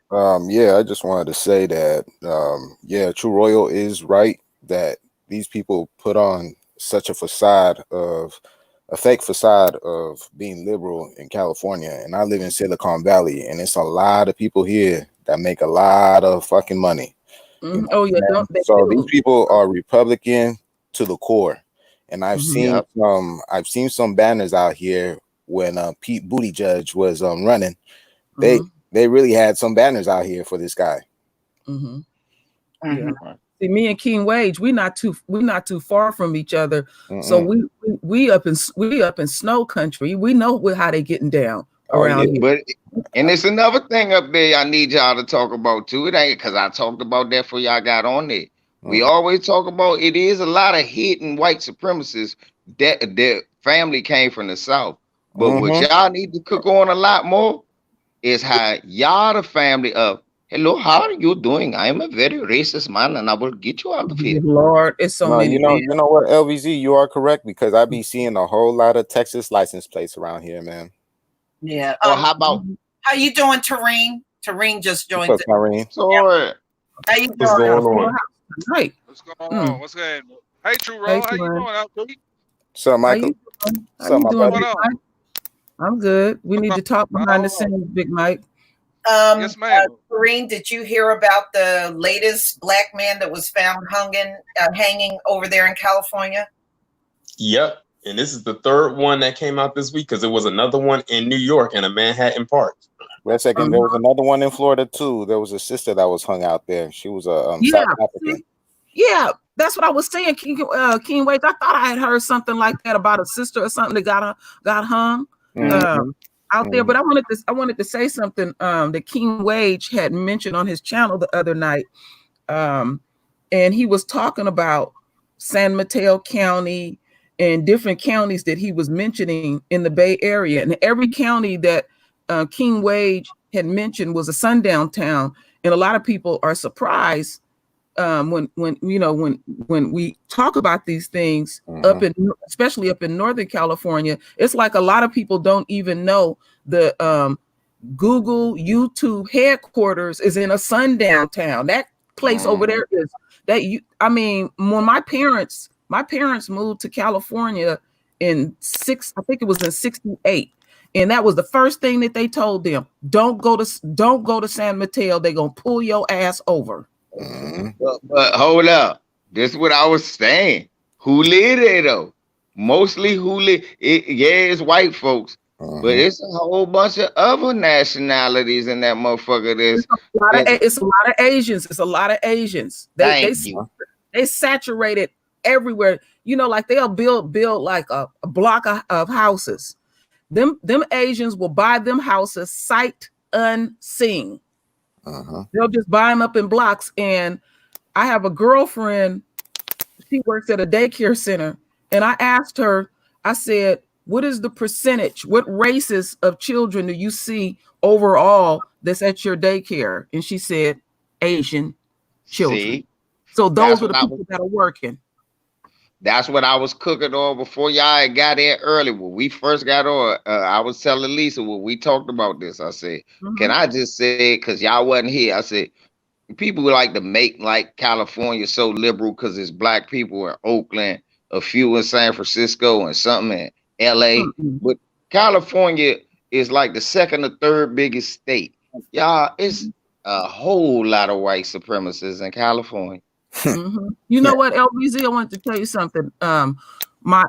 Just before they had the big shutdown here in California, that same girlfriend was questioning something because she was noticing a lot of the Asian children were coming up sick. She works in the infant department, and they had to send home, I think she said, about 13 children, and all of them were Asians. They were the kids were having high fevers, they were lethargic, and it was like, what's wrong going on with these kids? Why, they were sick. They were sick. And then when the shutdown came, it hit her like a ton of bricks. She said, them Asians, even before the coronavirus, they will send them children home to them daycare centers sick and stuff like that. And she told me something else. Even though a large percentage, and I didn't knew this, what I'm about to say, a large percentage of them are working and buying up property and stuff. She said that they like a slave to that property because it's so damn high. They working 2, sometimes even 3 jobs. So they ain't, don't always make think that they are enjoying life. They so want to be a part of a dead white percent system that they're a slave for buying these homes and stuff like that, because these and King Wager tell you, I mean, cracker box houses, $3 million plus for that. You still got to pay that damn house note. And I'm going to say this last thing, and I looked this up. Do you know that a family of 4 making $115,000 a year is considered low income, and you can get Section 8 in California? Making over $100,000. Yeah, can well, the cost of living and housing is a lot more expensive. So more, yeah. Listen, Hey, Lisa. Yes. I wanted to touch back on what happened in Atlanta and how it correlates with something that happened in California last year. Okay, go ahead. Do you remember last year back in February in California where there was this rapper? It wasn't a mainstream rapper, but he was like, I guess he was one of those underground rappers, and he was in a parking lot of a fast food restaurant and he was asleep. And they called the police on him, and when they came and tapped on his window, when he was just waking up, they immediately fired like 30 shots in his car. When I saw that in Atlanta, I said, why does that story sound like something else that I remember from last year? And it immediately made me think of that. Yeah, that didn't happen too far. I believe that was at McDonald's. Yeah, no, it didn't happen. It didn't happen there. Taco Bell. It was at Taco Bell. Taco Bell, right? You're right. You know what? They had another case similar to that, where over in Oakland, where a brother was at like one of those gas station convenience stores, and I think he was diabetic or something like that, and he just probably went into diabetic shock and was just laying in there sleeping, and they called the cops. But you know what this also shows too? You can't call the police. What we know in those cases, it was the fast food places that were calling the police. And I understand, and I do understand where he's in the drive-through, people gotta go around. I understand that situation. I do understand that, but still, on top of that, it just show you when you call them motherfuckers, they coming to kill you. But nah, true, Roy. We said that earlier. We was like, why did they didn't even have to do that first look? He was asleep. Everybody was going around him. So they was already solving the problem. Nobody in the line called. So he already in the parking lot. It's a nick. So how hard is it to do this? I'm working at the. I used to work at the Burger King when I was at school, so they can hit me with. I'm gonna use myself. Hey, LeVar, what? It's a dude out there sleep in the motherfucker drive-through. All right, wake him up and tell him pull over or some shit. All right, I go out there and knock on this window. Hey, homie, man, what? Oh shit, homie, you pilled. Look, pull over here in the driveway. What you want, man? I go in there, tell them what you want. Give me your money, and I'll bring your food and your change back up. All right, homie, please. See how I was saying that for y'all got on. This in so many ways, so many people wrong to me. But nobody, the police never should have been there. LVZ. Yeah. LVZ. What you are saying is so profound to me. It almost want to bring me to tears.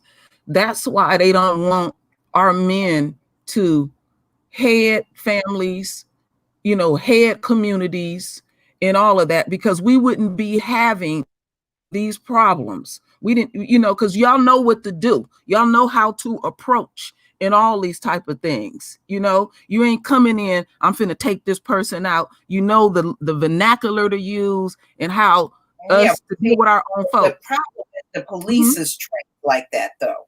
They come in with deadly force on their brain. All they got to do is get a phone call and hear black man, and they're already charged up and ready to kill. Did y'all see how strong that brother was dealing with? He was whooping their ass. I was laughing my ass off. I was looking at the stuff. I was like, wow, and they do have a genuine fear. And I was like, damn, you got the gun, the taser, the billy club, the mace, and all of that, and you can't handle that. They tased him on the ground. Yeah, they sure did. He had the taser in him when he was running away. That's why the fuck he turned around to tase that bastard for tasing him when he was on the ground. So that's how he ended up shot. So many things was so wrong. I said, look, you could have, watch this. Then you ain't like that one, True Roy. You're going to hate this one. I was like, that was the Wendy's people wrong. Now here with the police wrong. All right, you had the motherfucker out the car. He did a sobriety test.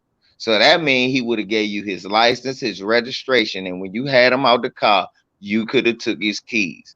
Problem solved. He's not a drunk driver without keys. Okay, so let me say something on this. I've heard of stories in the 70s where police used to be a lot more helpful. If they saw you drunk driving and they stopped you, usually what they would do is pull your car off to the side and they would drive you home. Now, I think that depends on what part of the country you were in.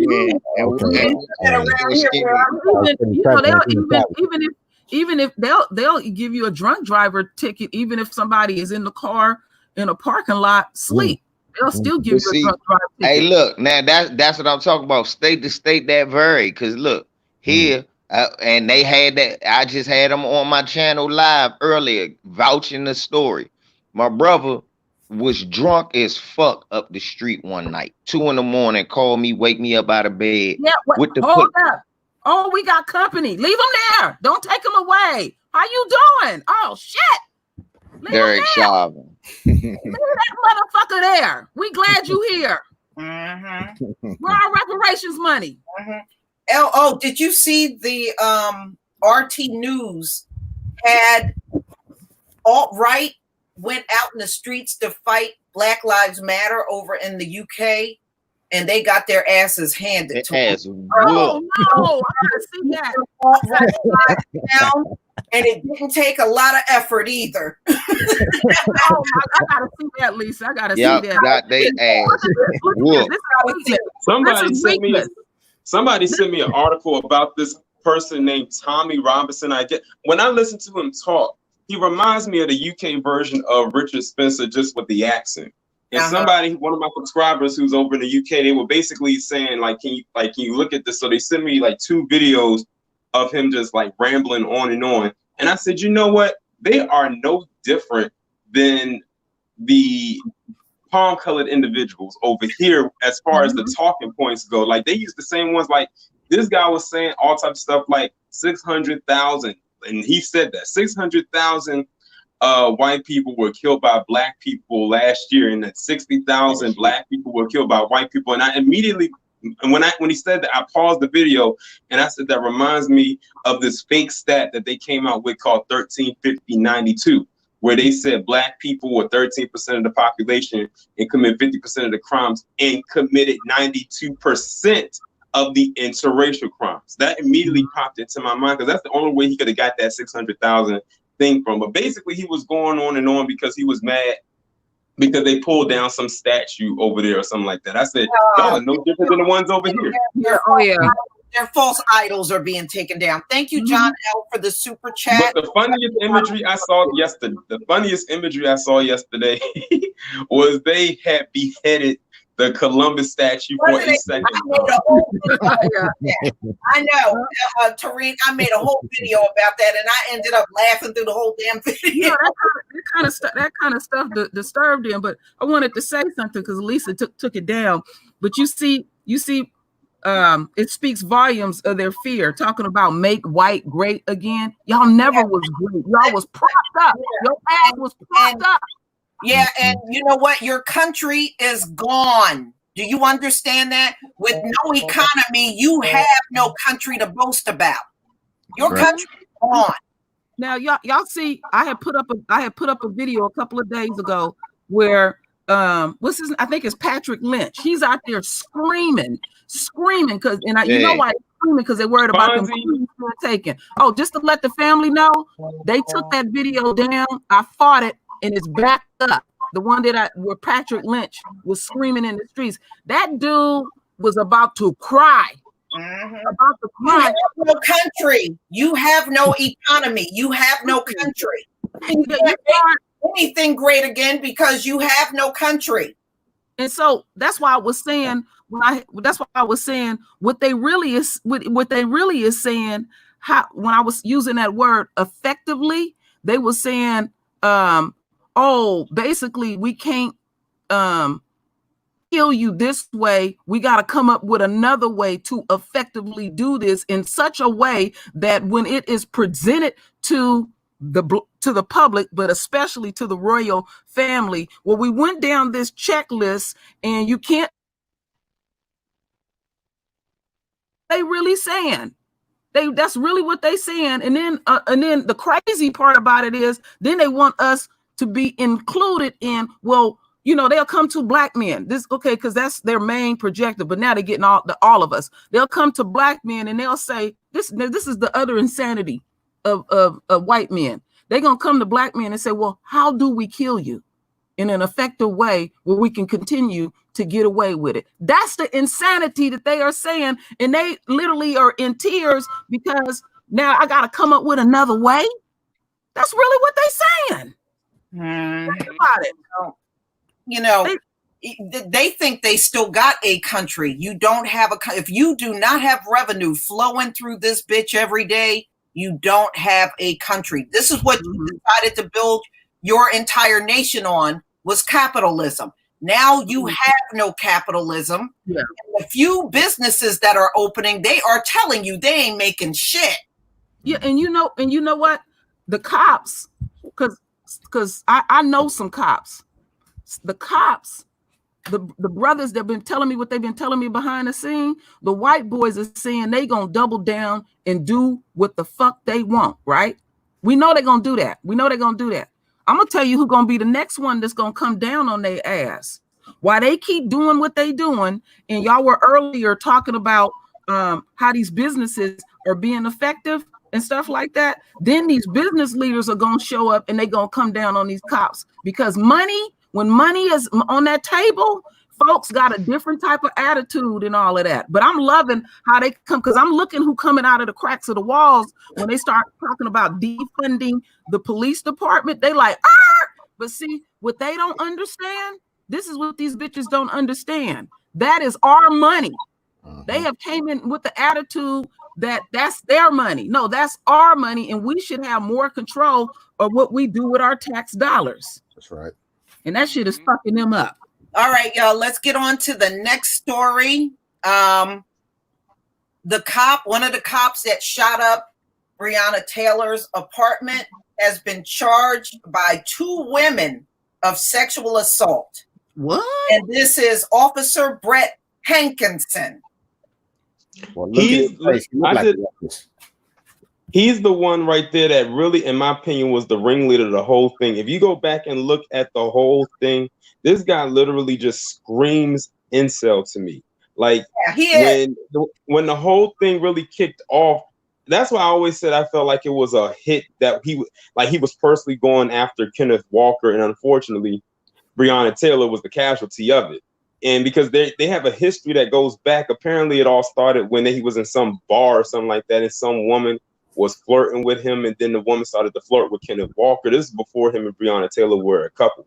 And he got upset about that, and then it was little run-ins that he would have with him every time he saw him, and he couldn't get no charge to stick to him, so he would always have to end up letting him go and everything like that. So that's why I believe that that's why when they came out with that and said that he was accused of sexual assault by these 2 women, it doesn't surprise me, and I wouldn't be surprised if it was indeed true. Yeah. That's what I said, Tareen, before you came on. I said this man looked like an incel. That's exactly what Lisa said. That's the first thing she said. He looked just like an incel. I ain't surprised. With this, I wanted to mention something. I've been doing a series of videos about the where they got warrants in Chicago, and how they done busted in many houses, and there's always children in the house. They pointing guns at the children. In every single case, all of those people that they so-called was looking for was in jail. And there is no way you can tell me that they did not know that they was in jail. The type of system that we got set up now, that you can just click with one finger and look up that person to see where they are at. You can't tell me that. They are purposely doing that, purposely terrorizing them babies. And that fat ass chief of police that they finally got rid of, he didn't even give a damn. And stuff, and I just see that happening quite frequently. Where, okay, you go to these people's house, break in their house, and then the very people you so-called looking for been in jail for years and all this kind of shit. They know some of these guys been off of the streets, been off. They purposely doing that. I don't care what anybody say. Lisa, what's this you got up here? Coronavirus. That Rona ain't no joke. Well, mainly the southern states now have the biggest increases. Remember, Rona's not going to be bad in the summer. Well, it's hot as hell in the south, and the numbers are climbing more in the south than anywhere else. Well, I want to point out, because I was born in that state, in the state of Arizona, there was a 78% increase in coronavirus, well over 50%, and it is hotter than hell right now in Arizona. So what Lisa was saying, damn near day one, that the heat ain't gonna change that shit. Hey, I'm laughing over this motherfucker because look. All the reasons she said is all of a sudden the South will rise again. It damn sure is. Mississippi, in my county, we got the highest percentage. We got 300 cases in Lee County. Damn. 300 cases. Wow. John L., thank you for the super chat. Years ago, the police pulled over my mom and had guns on here screaming where my brother was, and his was not only looked up, but he was in prison already. So they put a gun on your mom looking for your brother, and he was already in jail. Well, you know, this is American policing for you. That shit, that motherfucker said. I looked at that shit in South Carolina. That shit, my Uncle Mo called me from North Carolina last night. He FaceTimed me. He said, yeah, I had to threaten a couple of motherfuckers down here, nephew. I said, what happened? He said, they standing too close and they don't wear masks. I'm about to come back home. Y'all noticed? Have y'all noticed how many of them cops they don't have no masks on? No, and they don't care. They're out in all those crowds of protesters, and they have nothing on. I was looking at last night down in Atlanta, when them black folks was on the street, and I seen a slew of cops. They didn't have nothing on their face. Hey, look, they talk about disbanding the police. The motherfucking COVID about to do that. Look, they sent the National Guard home. They wasn't telling you that. They was reporting that on our local news that like 12 National Guardsmen that was out there came home. Yeah. But you know what? I'm glad you're talking about that, because they actually had a problem with coronavirus even prior to being sent to Minneapolis. They said that they already had a problem in the military in general, and especially the National Guard. They're spreading that shit like wildfire. And they really don't. Their heart ain't really in it. They really don't want to be out there, because some of them are thinking, "Damn, I might get that shit when I go out there on the streets." They a lot of things that Lisa predicted is happening. I'm reading articles. There's a lot of people, they don't want to go back to work. They got it. They got a lot of underlining issues, and that's what I'm loving about.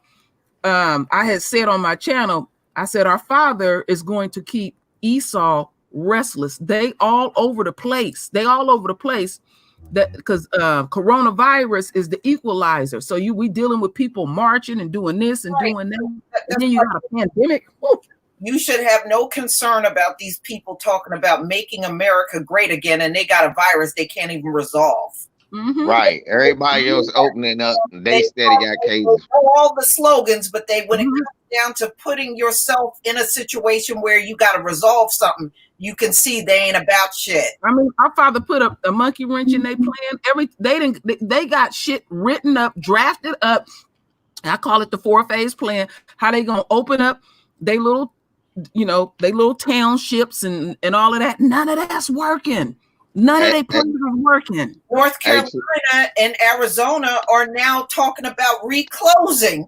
That's what my uncle was telling me that last night. He said, these dumb motherfuckers, they opened up too soon.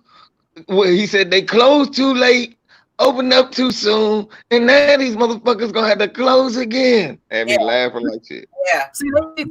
See, black folks. That's why you laugh at those folks like Oxy Man come here talk about make white great. Whatever.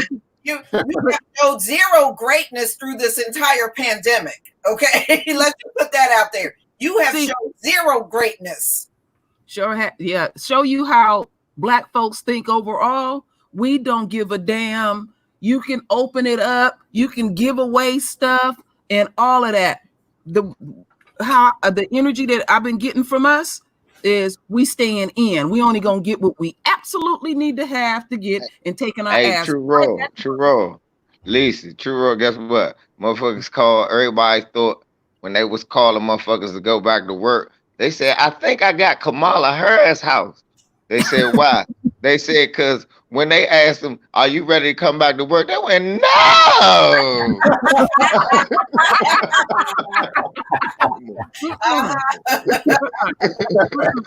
I've been talking to family and friends. But you know, the thing is, when you look at this map and you see all the red is mainly in the southern part, the orange, because that's where all the increase is. Now, you notice they're not talking so much about, when it gets hot, it should go away. They don't conveniently stop talking about that. Look, Texas burgundy than a motherfucker. Yeah, right? In Florida, that's the state that I've been watching, because that damn governor of Florida, I can't stand. DeSantis, Ron DeSantis, asshole. That's who I've been watching. There you go. Yeah. The shit stain. That's what it is. They fired a white girl because she wouldn't fudge the numbers on. There's a backup to that story. There's a follow-up. After she got fired, she went independent and published the real numbers. Real numbers. Damn. Oh my goodness. Hey, look, Lisa, and I gotta follow up to that story. Then the bitch moved and said, "Y'all on your own." That bitch done moved up the. that must be Karen's stepsister. You know. Stephanie. That's Stephanie. Stephanie got the fuck up out of them. Yep. Yeah, they neglected. You on your own. I'm moving to Canada. They neglected her. You know, they neglected Stephanie, so she got an axe to grind with her folks. Yeah, Stephanie, that's the rebel. Look, that's Stephanie. That's that Patty Hearst type. The Stephanie. Mm-hmm. But you know what you gotta watch? I said this the other day. Now Karen got a sister, and Karen's sister is named Susie. And Susie, I call her Susie Cream Cheese. That's the bitch that want to save the world. You gotta watch her. There's different categories. Becky, Becky likes to flip the script. Becky want to act like she black sometimes too. You have to watch her ass. You really do. Oh my goodness. I've been seeing Karen everywhere lately. Look, I ain't lying, lovely Cherokee. That bitch moved. That bitch, look, the update, Lisa, that bitch published the own record. She said, "Y'all motherfuckers sick." That bitch moved. Florida, Burgundy, then the mud. But look, all you Burgundy states, anybody that live in a Burgundy state, don't call me with the ALVZ. I'm coming to town. And oh yeah, you're right. Becky do want some dark penis. Oh yeah, Becky down for that all the time. Oh yeah, that's why Becky be sniffing around. You gotta watch that hoe. You gotta watch it real close and stuff. But you know what? Let's throw this one factor in. The reason why that I'm watching Florida, because you know they have those hurricanes down there, and you know how bad the governor had did the Caribbeans over there. Told them, you know, you bet not come, and how nasty it is. So when these natural disasters hit, people have to be rescued and stuff, and people come back together. And even with that corona is still out there, and it's gonna tear a lining in their ass. That's right. Look. Did you see? I saw Sandra Hito speaking to Karen. Did y'all see the Karen and Brad cussing at the sister? You're parking in front of my fucking house, you bitch. You big cuss the lady all out for parking in front. Look, in a public street, the lady parked in front of her house. You're gonna move your fucking car. You're parking on my. She said, "You don't own the street." She said, "Look." So when the lady said, "See, this typical." She said, "What? I've given money to the NAACP. I know more black people than you do." Wow. Wow, they so full of it. Yeah, I know that. They give to them know nothing organizations. And I don't believe that. That's right up there with I got black friends, you know. I don't believe when they be saying that mess. No, Lisa, this is why I love you, True Raw, and y'all. Y'all give me the platform to tell the people exactly how to respond when they get caught up with that bullshit. LVZ gives you his one-liner to that shit right there. Whenever they say, "I gave money to the NAACP," don't get yourself in the tussy trying to figure it out. Go, shit, the NAACP gave Donald Sterling the Man of the Year award. 2 of them. So maybe you shouldn't be bragging about that. Yeah. Well, you know what? I knew something was up. LVZ, I knew something was up. I had sent this email to Lisa. It came from my son. And he had got an email from Lyft. And it was basically apologizing to the black community and blah, blah, blah. And they're going to give, I think it was $500,000 to the NAACP. And I was like, what's going on? And how is that helping me? It ain't, you know what? That's as far as they can go with it. Look, stuff. We got to stop putting this out here. White folks, stop giving money, and fake black folk who think y'all doing something. Stop giving money to faceless charities ran by white people, talking about you doing something for black people. No money to Black Lives Matter, the NAACP. None of that. Look, you be better off to say, man, I'm gonna be on the corner of 15th and K, and I'm gonna be giving out $100 bills. Yeah, you might well do that. Yeah, we'll be there. We'll show up. We'll be there. We're gonna be there. We'll be there. Now, if you doing that, we fucks with you. But outside of that, you ain't doing nothing for the community. Let me finally say something that black people have not articulated yet. Giving money to HBCUs and all of that don't mean shit. Why? Because I'm too old to go to college. What the fuck you gonna do for me now? No, I can set up a fund. I got a True Royal fund. I'll make sure I facilitate that money back to our folks. I'm good on my word. Come on, y'all. Let's keep it real. Most of us in here, nigga, our college dreams is over. Oh, I'm gonna give money to Nike so you could be a basketball player. My Michael Jordan fantasies are dead. Get that shit up. Look, nigga, tell me you gonna be up there in Southeast on 4th Street and Livingston Road giving $100 bills and watch me be there with a blunt in my mouth. Well, Green and True Royal, you know what Nike is doing, right? Yes, I was listening to they're making Juneteenth a company holiday. I was like, well, what the fuck is that going to do for the black community? Right. You know what is so comical about all of this stuff is how white folks are reacting to everything. They're so reactionary now. You know, just get it off of me. Just get it off of me here. Let's do this. Let's say that. Let's make some type of gesture. And I'm gonna tell you what's gonna happen after they didn't exhausted themselves with all that. You still a nigga at the end of the day. You fooling us. That shit pissed me off. Yeah, at least put that shit up there. I said, all these niggas think niggas just can't read. Nike gonna give a company holiday on Juneteenth. All your motherfucker stores closed anyway. That's not giving a holiday, nigga. That's the COVID-19 holiday, nigga. I'm not stupid, nigga. Right. The pandering is real. Yeah. Right. Terrible pandering on top of that. Yeah. Hey, Tori, did you hear the shit I said? What's that? I was ordering off Amazon. I'm about to order some car parts. Yeah, the shit said all Black Lives Matter. So you know what? And not only that, but see what they doing with Netflix too, like on the front screen of Netflix.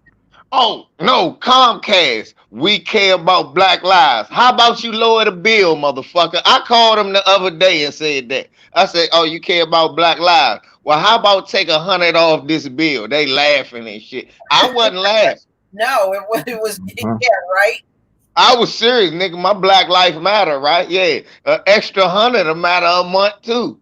Man, fuck paying them. How about free cable? Shit. Right. Because we care about Black lives. Yeah, we're saying as though I could get choked out by the police or get the COVID virus because y'all don't give a fuck. How about give me a couple of months of HBO for free, you son of a bitch? So I can watch these bullshit ass movies. All right, y'all, get to the protest. I know some of y'all had something to say. So this is the part where you can get to it. Massive protests. They said some of these protests were at record number of people out on the streets around the world, from Atlanta to Zurich. And y'all, it's cool. I know we are shaking up the system by being out there, but shoot, the way I see it, why don't everybody in the crowd that's non-black give $5 each so we can have some reparations? Thank you. I mean, I said that on Twitter. I said something like that on Twitter. I said, you want to see who your real allies are? Start demanding reparations and see those numbers go down. They're gonna go back in the house like they're gonna go back in the house like the woo-woo done spiked up again. Fuck that, Tori, and I want my shit. All these crackers came out here talking shit. I passed the hat. $10. $10 really matter. And everybody in the crowd should give money. Take some money out of that wallet and create a reparations fund. They can do it right here on the spot. Truth will come out. You know what I wanted to add when you sit in here, look at the massive protest crowds around the world. Now, I witnessed this for 3 straight days on CNN because I keep my channel on CNN. They barely showed any of the protests. I said they're getting tired of this shit, televising it, because you know how the enemy is thinking they're marching for black people. at this capacity, this shit is record breaking. It ain't. This is history making. We ain't never seen what we like on day 20 of marching. Yeah. And then there's so many of their Peckerwood kids and all that. But I'm a couldn't. So I held it because Lisa wanted me to hold it for this. Let's go. These new age kids out here, these other races that's out here screaming, y'all. Black folk, don't be confused. I need y'all to split yourself up. I'm talking to my people in the UK, France, America, Canada, wherever you marching for justice. And it's white people and black people. Black people, separate yourself and you look at them motherfuckers and you tell them, motherfucker, we not just marching for George Floyd. We marching for gentrification.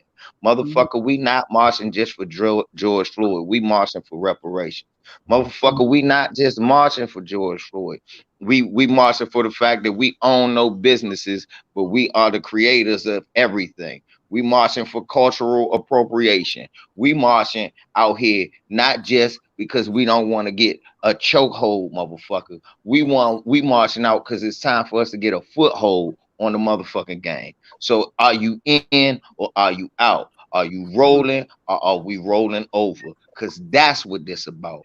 I'm tired of it. This is not going to be the new hippie movement where they was fighting for the war and you said they was rebelling against the system. No, they just didn't want a war to happen.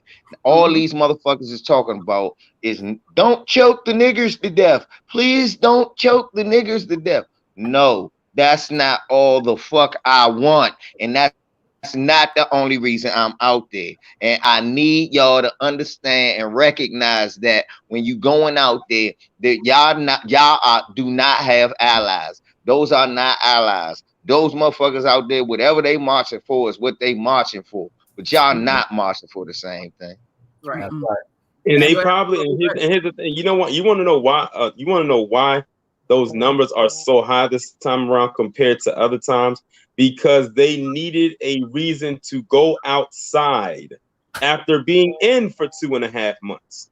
How much you want to bet if it wasn't for this virus, the numbers probably wouldn't have been this high. And then on top of that, Taryn, they don't have no fucking jobs. Right. You know? Right. So if everything was intact, we wouldn't even see these sheer numbers and all of that. I ain't fooled by none of this shit. No, and a lot of these people are just out there out of boredom. They're tired of being cooped up in the house. And back to what LBZ is saying something really deep. Once all this marching stop and we get back to unquote business as usual, you know, can I go to your bank and get a motherfucking loan? That type of stuff. Can I get this job? You know, that's the real ingredients in it. So all that marching at the end of the day is bullshit. It's about what is going to be happening in Black folks' lives day in and day out on so many levels. Oxyman, there you go. Don't get rid of that motherfucker. Where's our money at? Where our money at? You come up with that motherfucker, bro. Banana emojis all the time. Don't get rid of that stuff. How you gonna look, True Raw? How you gonna ask a motherfucker on a Commodore computer where your money at? This motherfucker. I want to see that stuff. True Raw. Metho Nelson, thank you for the super chat. The white allies are here to pacify our movement. I don't even think they're there for that reason. We didn't actually ask them out there anyway. Right, like Lisa True Royal and Torian was saying, y'all. If these motherfuckers, like I said about these phony motherfucking white folks out there, if this was business as usual, it was no COVID, and they could go to work, they be saying, nigga, why you making all this noise, blocking up the street? I gotta go to work. I want to make one point too. I want to make this point real quick. Listen, these folks are not in the same financial state that they were in pre-COVID-19. Many of these mofos are at rock bottom. That's another reason why they're out there. Financially, they are drowned. They have drowned financially. Yep. Because can you imagine? Can you imagine? They get a phone call Sunday evening. Y'all, all of y'all got your jobs back. Them streets would be thin with folks, real thin with them folks. So it just be some niggas out there getting tear gas. True. So LVZ, because you can narrate it real good. You can narrate it real good for us. Say everything was intact. The stuff happened to Floyd and all of that. These white folks, they got their jobs and everything. Oh. How would that look? How would that really look, LVZ, on them streets? Hey, nigger, can you please get out of the way? I saw the video too. He should have not resisted. All right, I've got to go to the Starbucks, nigger. That's what the fuck. With a nigger, I've got to go to the nigger. If you don't get out of the way, I'm on my way to the Trader Joe's. I don't want to hear this shit, but I gotta say some real shit. And y'all need to understand this, man. The Oxy Man bathroom is the same as his coffee cup, and that's why he in here. I'm so glad you brought up Starbucks. Starbucks sitting up there. At first, they didn't want nobody coming in with certain T-shirts. Now all of a sudden they on the bandwagon, Black Lives Matter, this and that. But the stuff was so lovely. Is over 400 Starbucks is closing down. They ain't making no money. They ain't making no money. Fuck Starbucks. They're a greedy ass company, man. That's paradise right there. One of my subscribers, they be seeing some deep stuff. Said, well, okay, wait a minute. Since we 13% of the population, well, who do they want to buy that coffee? Who are they really trying to sell that coffee to? You know what it is? I figured it out, Sherrod. The reason why that's happening is because seemingly, because Starbucks, that caters like it has a huge white audience, like base. That's pretty much like most of the people that follow them. And since they are on the bandwagon of, quote unquote, Black Lives Mattering, now they just can't simply piss off Black people. Now they're pissing off everybody. And if they lose their base, then they lose all business. So that's why they had to backtrack. If they weren't out there, quote unquote, with us, and I'm using that in huge air quotes, they wouldn't have taken that back. But you see how quick they backpedaled, though. They didn't go a week before they came back and said, you know what? We fucked up. We take it back. We know, how we get down. You know how we get down. They spoke true the first round from their heart. I'm going by what you said the first time. No. You was being real. I can respect that. You being real. You was, but now you trying to. They think we're so dumb. But true, Roll. I'm gonna tell you why. I'm going to go past that. You know who fault it is? Them tap dancing ass niggas that took $1 from Philadelphia. That's right, what They had a whole multi-billion-dollar corporation by the balls, and all you wanted was $1 for some symbolism. You know what? Some classes. LVZ, I'm so glad you brought that up. I told folks this when that was going down. I was literally in the bed thinking, and I could feel it. And I made a video. I said, this is not going to go the way y'all think this is going to go. I said, it's some fuckery in this. And their lawyer, I could tell their lawyer was already paid off and stuff. And I said, one of these days, that shit going to blow up in their face doing that, because this is how it works in war. Because we are in a war. Anytime any of us get an opportunity and you fully got your hands on one of them, and they willing to cash out, you go in full throttle. You don't let up on that.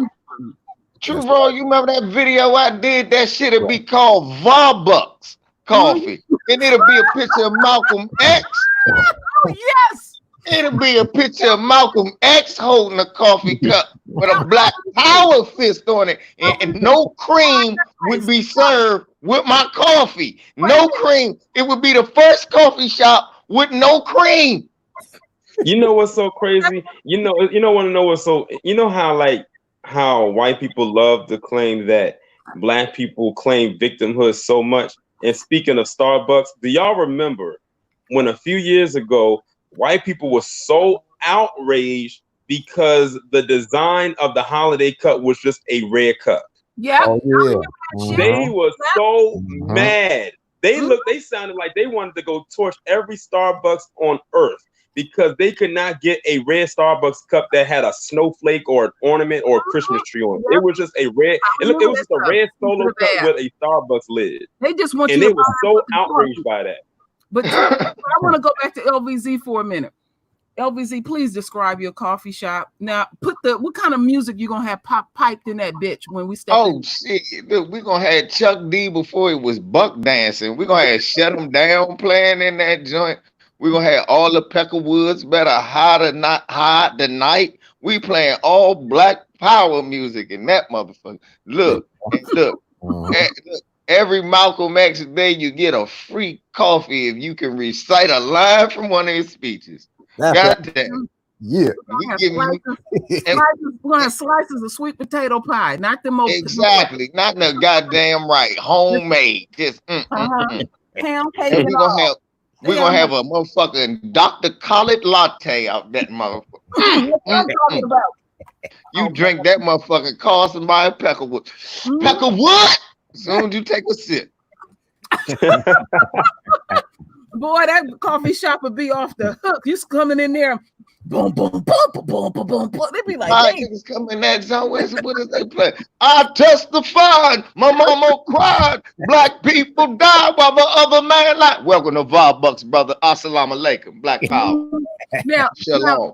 I'm gonna say all the Jones. Assalamu alaikum. Black power. Shalom. So let's go back to these. Okay, let's go back to these $1 fools. And Starbucks is shutting all this down. You think them dudes is thriving and making coins like that? And they had an opportunity to get them a few million stuck in their pocket.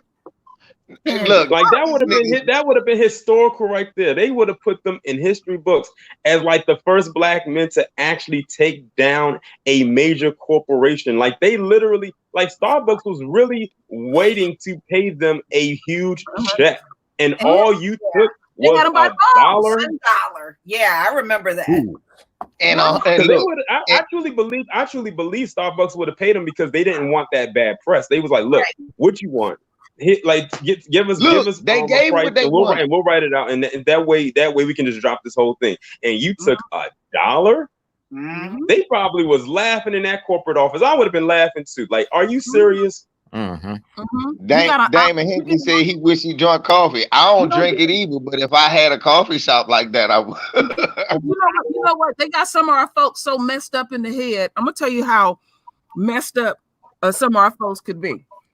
And it was a sister that I know. She was a few years older than me, and she was upset because they was talking. Throughout our life, they have talked about us getting reparations, and she was more worried about how white people would look at us like we money hungry and all of this type of stuff like that. You got black folks that are so worried about how something look. Auntie, I love you. You done forgot we already solved that problem. They don't get nothing. Next. But what I'm saying is, this is what I'm saying. I'm going back to the Starbucks thing. So they didn't put upon their heart behind the scenes these $2, $1 fools and stuff. That's true. That this will ruin the company. I don't give a damn about your company.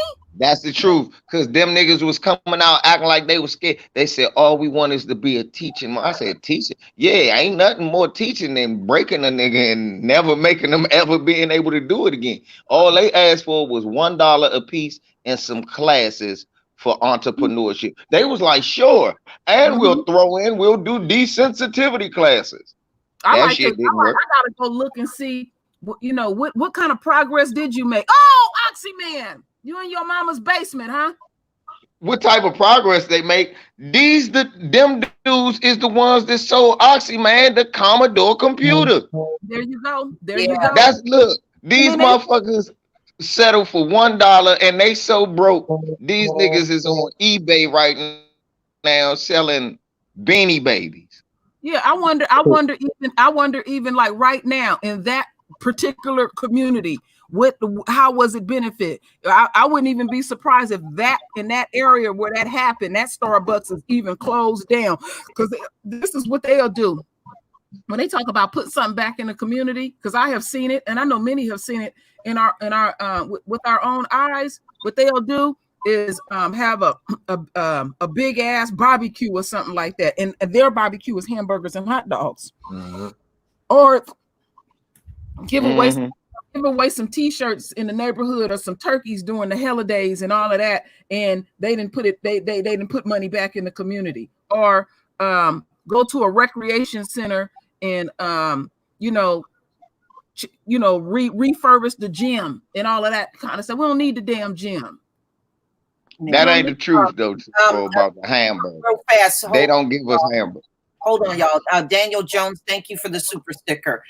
But yeah, I mean, I don't care what these people lose. Right. We've been on the losing end forever. Now it is time for you to feel the burn too. You know, when they, and it's so crazy because they love to talk about how oppressed they are. I said you about to get a taste of it right now. You know what? And then and I know LVZ gonna break this one down too. When these wealthy motherfuckers are talking about they losing out on something, okay, like with Starbucks, okay, 400 of they shops are gonna be coffee shops are gonna be closed down, but they still got let's say 50 million in the bank, but they say they losing. That's how they looking at that. Well, I'm not, I don't have 100 million now. I got 50 million. Yeah. You remember when John Schnatter took a dent into his fortune after them comments he made, with Papa Johnson and everything like that. I swear that man cried tattooed tears when he took a dent to his wealth. He took a huge hit. For him, that was a big hit. And he never recovered from that. It's gonna be he sold it to Shaq. It's gonna be an even bigger hit for him because his ass is going through a divorce now. Yep. Yeah, he sold his shit to Shaq. What's so crazy about it? When they crying about getting hit and all that stuff, they still got millions in the bank. So they're so disingenuous. Because I want that. If you that upset, well, just give us the rest of that money that you got, the millions in the bank, and then you got a real legitimate reason to cry. Opposed to a black business that take a hit. When a black business take a hit, they don't have no motherfucking money. Nah, but see, that's the difference, Sherrod. Like you told me, that you right. I am gonna break it down because that's the difference. When a black person takes a hit, it's a hit to them overall. That means that'll affect your house, that'll affect this, that affects your whole bottom line. When white people say they took a hit, that means their profit took a hit. In other words, I made 8 million in profit last year. I made 6 million this year. I took a $2 million hit. That's what they do. Now, either way, you still made more than everybody else. But that's how them greedy bastards work. And look, LPZ, and that's not all, because they also have something called an inheritance, right? Facts. They're stolen from us. Exactly. And another thing, True Raw, what is hamburger, Auntie? Hamburger? Yeah, what is hamburger? It's like good choice cuts of meat that you put through a grinder, you grind, and then it'll make a hamburger. You pat it together, right, and put it on a grill, make a hamburger, right? White folks ain't never did that for us. They give us beef patties and fries. I know what you're talking about. I know them old frozen processed beef patties. Right, I'm about to say, Auntie, you know damn well when they have a cookout for us, they don't give us no hamburgers. They give us some processed shit called beef patties that look like brown hockey pucks, and they throw them motherfuckers on the grill. You know what, LVZ, you're absolutely right, because what they do is it got a lot of fat content. They put binders and fillers and some dye, and then when you put that motherfucker on the grill, It might that patty might be the size of your hand. But when you put that bitch on the grill, it might be the size of your son's hand. That sucker shrivel up so quick. Don't drip no juice, no nothing. When you put a real hamburger on the grill, it drips. You like, hold up. That's that. Yeah, they don't do that. That's what only reason I said that. I was laughing when you said they did cookouts. They give us hamburgers or hot dogs. I was like, well, no, they give us beef patties. When we have cookouts, the hamburgers, the hot dogs, and links is the appetizer. We ain't hit the chicken in the ribs yet and stuff, but that's their form of barbecuing and stuff. No, when they do now, you forgot, Sherrod. Come on now, you forgot the one thing. They do have one thing they will grill too. Other than their barbecue is hamburgers, hot dogs, and raw steak. Raw steak. Got to tell me they don't. Raw steak is called steak tartare. But when I say raw steak, it really be raw. They throw it on the grill, sear both sides, and then say, "Hey, it's done. I'm finished grilling." No, motherfucker, that shit still oozing blood. Right. And like don't forget about the side dishes. Don't forget about the side dish with the potato salad. They gonna fuck up the potato salad. You know that? Black folks don't play that stuff. That's Lisa shit. That raisin potato salad. Look, Lisa, cranberry almond coleslaw. Get this bullshit. You know how it is in our families. We designate stuff. We got that one person that can make them beans that's on point and all of that. That other one that can make that potato salad. We got designated people. You don't even have to tell them. You know what dish to bring. Don't fuck up. Man, I just seen that shit though, True. They had cranberry almond coleslaw. I said, you ought to throw that shit on the side of the wall. That shit look horrible. I'm gonna tell you one of the meals that they pride themselves on, LBZ, pork chops and applesauce. Yeah, I heard it. Homer Simpson was talking about that. I said, when do you eat that shit? That fucked me up. When do you eat that? I ain't never pulled applesauce out at dinner time. Man, when I heard it too, I reacted like you. I said, "What the fuck? Pork chops and applesauce." And on one occasion, I did see it at a restaurant on a menu, and I was like, "Oh, that person wasn't lying." That sounds so crazy to me, but to actually see it in real time, pork chops and applesauce. Look at Lord Maul, mac and cheese and peaches and shit, making all types of dumb shit. If you watch the mac and cheese commercials and stuff, you'll see them. They'll have a plate of mac and cheese and then a little tiny salad and nothing else. So they seeing out of that box. That's a Karen meal.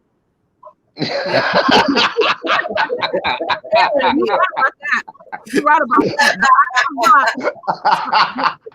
But out that box, they considering that pot of cheese, because that pot of cheese in that box, that's a meal that has no nutritional value at all. Hey, what we gonna fix you? I'm gonna make up a restaurant called Karen's. Karen's Special. What you want the Karen Special? What's that? Box macaroni and cheese. Box macaroni, runny potato salad, and then they always try to come off like they so different. You ever tripped off of what white people have in their basket when they go to the store, and they'll spend a fortune and can barely fill up a bag. Hey, hey, they be buying. Look, I did an Instacart one day. I said, you can tell you do Instacart. You're like, this white people. How you know? Cause why the fuck is you buying all these bamboo shoots and sprouts and motherfucking palm tree leaves and shit? What? And let me tell you, this is the shit. This is the Karen Special. Karen always got to buy some Beyond Meat, some meatless hot dogs, meatless hamburgers. You stupid bitch. You mean to tell me in my hamburger, all I got is ground up cow?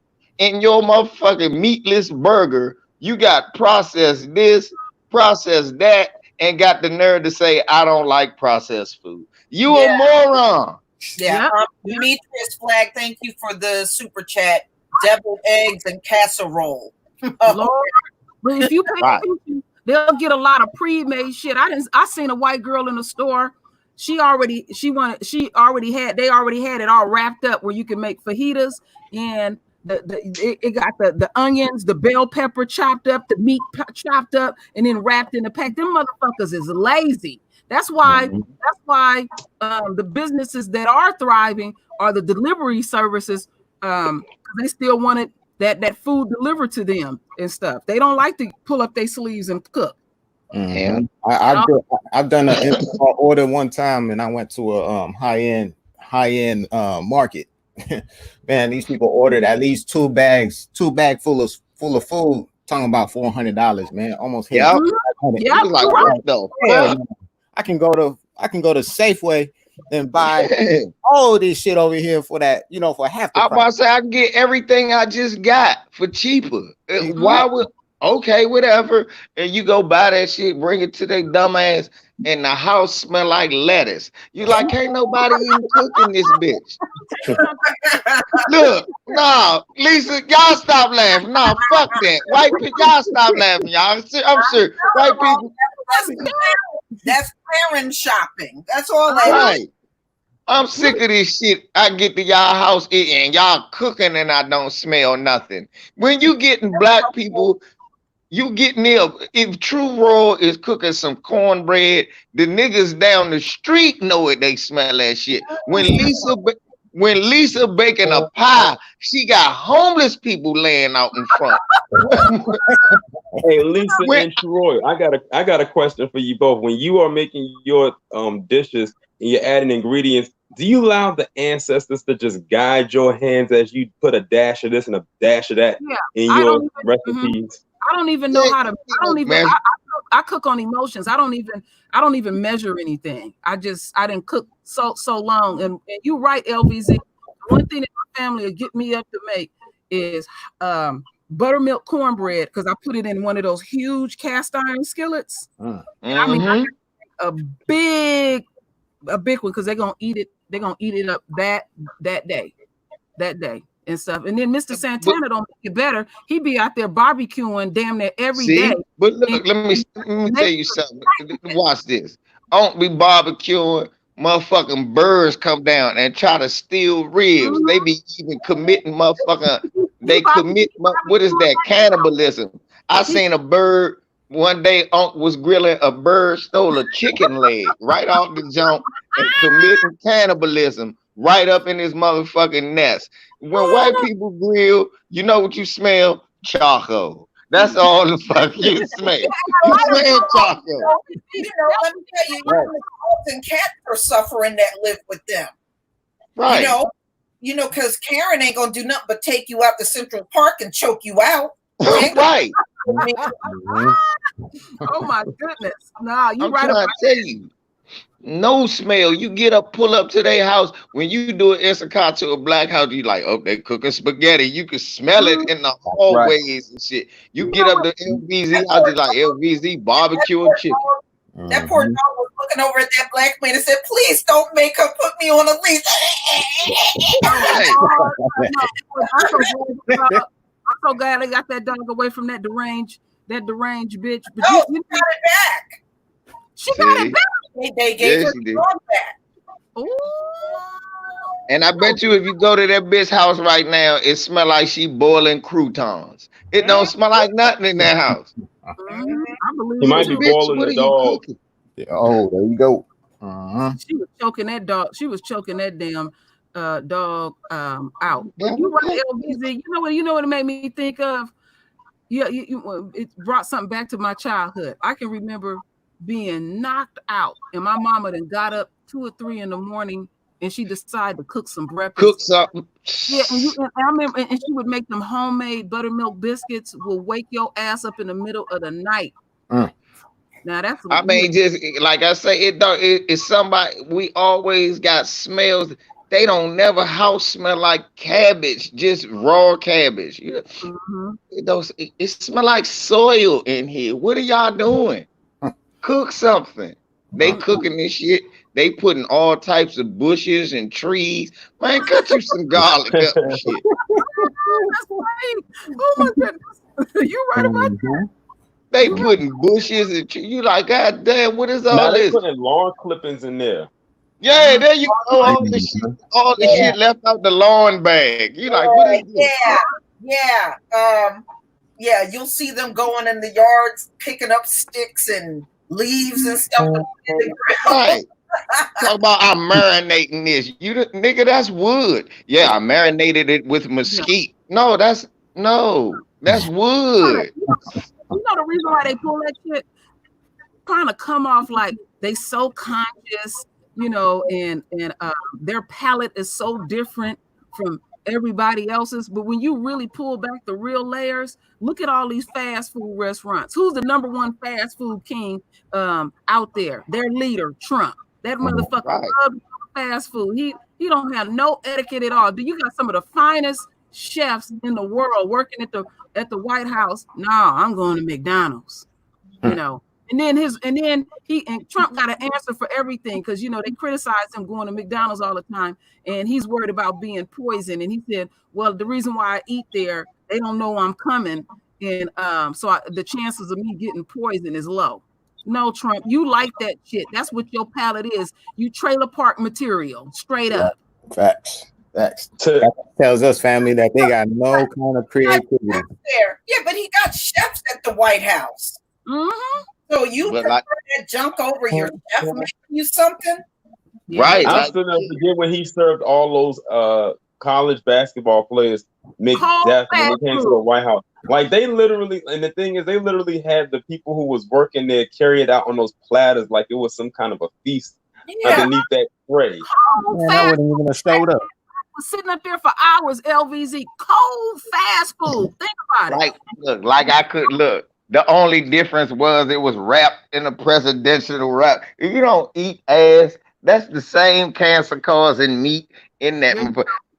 You gave me a $2 burger. I won the national championship, and you gave me a $2 burger. You cheap son of a bitch.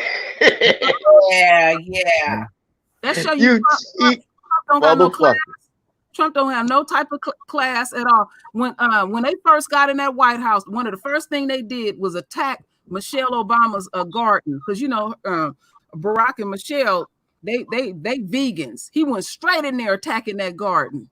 That nigga said that was a terrorist garden. He said they was growing bombs. He said it was a terrorist garden. They was growing bombs. Oh Lord! How do you grow bombs? They're growing bombs, and you're growing bombs. What? Yeah, really. I'm you know, it's so crazy. I'm actually curious to see what's going to happen this upcoming weekend at his little whatever. It didn't happen. They canceled it. It's gonna be June 20th, not the 19th. Yeah, they canceled it. You know what I'm gonna tell you what it's gonna be like. I'm cracking heads, but I love you niggas. It's gonna be a bunch of mixed messages. They said Stephen Miller gonna write it. He gonna talk about how you can't be calling people bigots, and that law and order must be restored to the streets, and how he did more for the black community than anybody, and y'all should listen to him. That's the speech gonna be. We know what it's gonna be. Really, it is redundant whether he speak or not. Hey, look, the Peckerwood doing what he do. He deviling once again. Yeah. You know? Yeah. And motherfucking white folk, this is the indictment on y'all right here. You motherfuckers are so cruddy that y'all put in place where y'all gotta pick. The best option is a white supremacist who thought of the crime bill to get black people in this situation, or you gotta pick the white supremacists that done took us back to the 60s. That's the only two options y'all got left, and that's what y'all chose. Now, right now, I didn't even support Bernie the bigot Sanders, but if I was a white person, it would be in my best interest to vote for him, because right now you could really use Medicare for all, since all your grandparents dying in them healthcare centers. You could really use it. And right now, you could probably really use a president who was talking about socialism, which means he was going to divvy up the money and put you in a situation where after this pandemic, nah, I'm not going to let them raise your rent. I'm not going to let them do this. He was going to do that for you, white people. But now you don't put yourself in a position where you're going to pick a white dude who's going to go back to business as usual, which was business as usual before Donald Trump, or you're going to pick Donald Trump again. So this is an indictment on y'all. That's why I'm telling black people they shouldn't be marching with y'all at all. Yeah. That's what voting against your own interests will do. Exactly. You put in a place where none of your interests, you either gotta be an extreme white supremacist or a softcore white supremacist. Either way, black people ain't ride with near one of them. You put yourself in this situation, white people. Yeah, they sure did. They sure did. So they got their own internal wars because they coins is really fucked up. Oh yeah. Life ain't the same. I bet they wish they could create a time machine right now and go back to before March. I saw a Facebook post, Tori, and this is the best Facebook post I ever saw. It was so hilarious. My man said, shit, if you told me 3 years ago when Donald Trump was elected, I see people riding in the streets, police precincts on fire, and it'd be a disease spreading the world, spreading through the country, about to kill us all, and most of us would be out of work. I go, yeah, I can see it.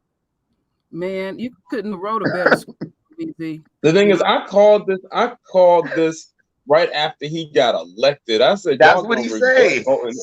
Y'all gonna. I said, y'all gonna vote. Y'all gonna regret voting for this man. I said, y'all not gonna see it today. Y'all won't see it tomorrow, next week. But it's y'all eventually gonna see it. They seeing it now. They started to see it before this, but they really see it now. They're just trying to save face. Look at the timing of it. The last year of his presidency, we're literally down to months. You know, because look, just before everything hit, at the end, almost at the end of February, okay, the impeachment hearings was over. Trump, you know, he loved the gloat, so he all back on that Twitter. And remember, Roger Stone was in the news heavily. We don't even hear nothing about Roger Stone's anymore. He was all up in Roger Stone's business because he didn't want his partner to get any time and stuff. And then that corona creeped in, and then he started wigging. It's only 15 people that got it. It's just gonna go away and everything like that. Yeah, well, see, now that's why Roger Stone ain't relevant no more, because it didn't turn out the way Trump said. You don't, like I said, it blew his mind because he called it he calls it the enemy. And so I it's just like, damn, you know, you're looking at this in real time. Okay, so corona hit real strong, and then now they talking about, okay, we're gonna start opening up the country. Next thing you know, they kill a black man and folks hit the street. I'm like, I said, Lisa said it, we wasn't coming back together no more. This shit is real. This shit is real. Yep. And remember how I kept screaming and preaching at the beginning of the COVID that the big thing we got worried about is race riots broke out in 1919 when the Spanish flu came. And look, 100 years later, look what broke out right in the middle of the COVID-19 race problem. Yep, so, you're absolutely right. Yeah, I'm telling y'all, all because they tried to keep stuff hidden. This is something that they've been asking for. Eventually, they was gonna butt heads. They boxed themselves in a corner. They've been putting all these they've been doing all this softcore bullshit, quiet racist shit, and it just was the right time. This just was the right time for everything. It was a time for the disease, like all y'all said, the virus put everybody in a position where they ain't got nothing else to do. So voicing their opinion about this shit is they can come out in mass. And when people ain't got shit to do and they ain't got no money, man, people start resorting to desperate measures. You even see Pecker Woods broker than a motherfucker. No, they ain't working. No, you can't afford that. Thank you for saying that, because Y'all don't realize many of them are now at the bottom, right along with black folk now. Right. Many of them, Lisa. they are at rock bottom with us. And they don't know how to adapt to they environment. You know, they don't know how to stretch a meal or anything like that. We that's why I was saying long ago, I could see even when they so-called say we were out of slavery, I said they fattening themselves up for the kill. They literally are doing that. You know, they with their greed. With their greed, they did it to their damn selves. Well, they wanted a capitalistic system where everything was all about money, and now, hey, this is what you got. Now they realize it, and now the so-called and now they getting their wake-up call too, because they now realize they were on the outside the entire time, and that the establishment doesn't care about them either. Don't.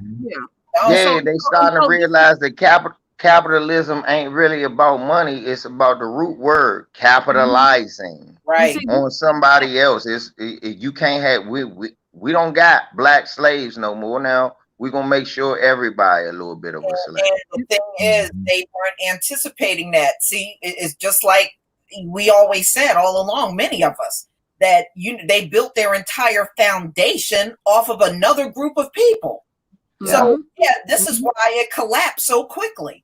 Exactly. Foundation.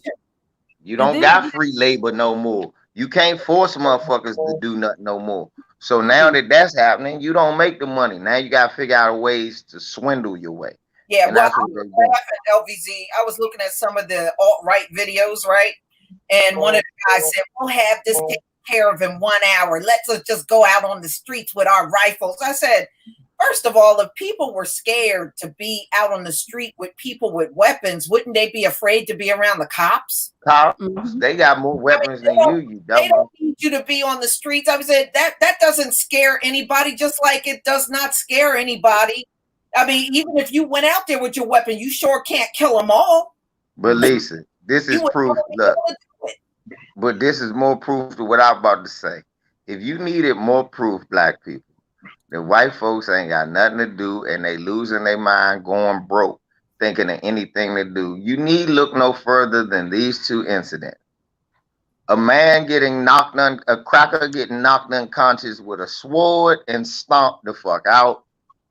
And a cracker with no damn money jumping out with a crossbow in the middle of Utah, where it's mostly white people, and getting the shit whooped out of him by mostly white people. Yeah. And then getting his car set on fire, go to jail. And they flipped the shit over too.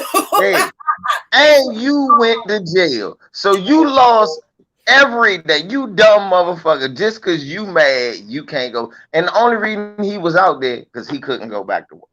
Yeah. Not only that, he couldn't have a gun out there because his ass was an ex-con. See? That's why he had that bow and arrow. So if you need to look no further than these motherfuckers is cracking up and losing their mind, look at that. That's why I tell people when they talk, look, Jeff Dream Chase sent me a joint. His wife is saying some shit because she a lawyer, where FBI was sending out an unclassified shit talking about they looking for groups called Fuck 12 and ACAB. All cops are bastards. I said, that ain't nothing but some white groups they made up. Yesterday, right? I'm looking, and it's a fucking protest in Atlanta. I see black people out there, and they holding the signs that say Black Lives Matter. I see some brother had one that said Wake Up Israel, and I seen other things that were pertinent to what we say. All of a sudden in the background, I see one little yellow sign that say ACAB. And I go, oh, and I pause it. And I showed on that video, it's a white guy holding that. Torian saw it. I saw him comment on it.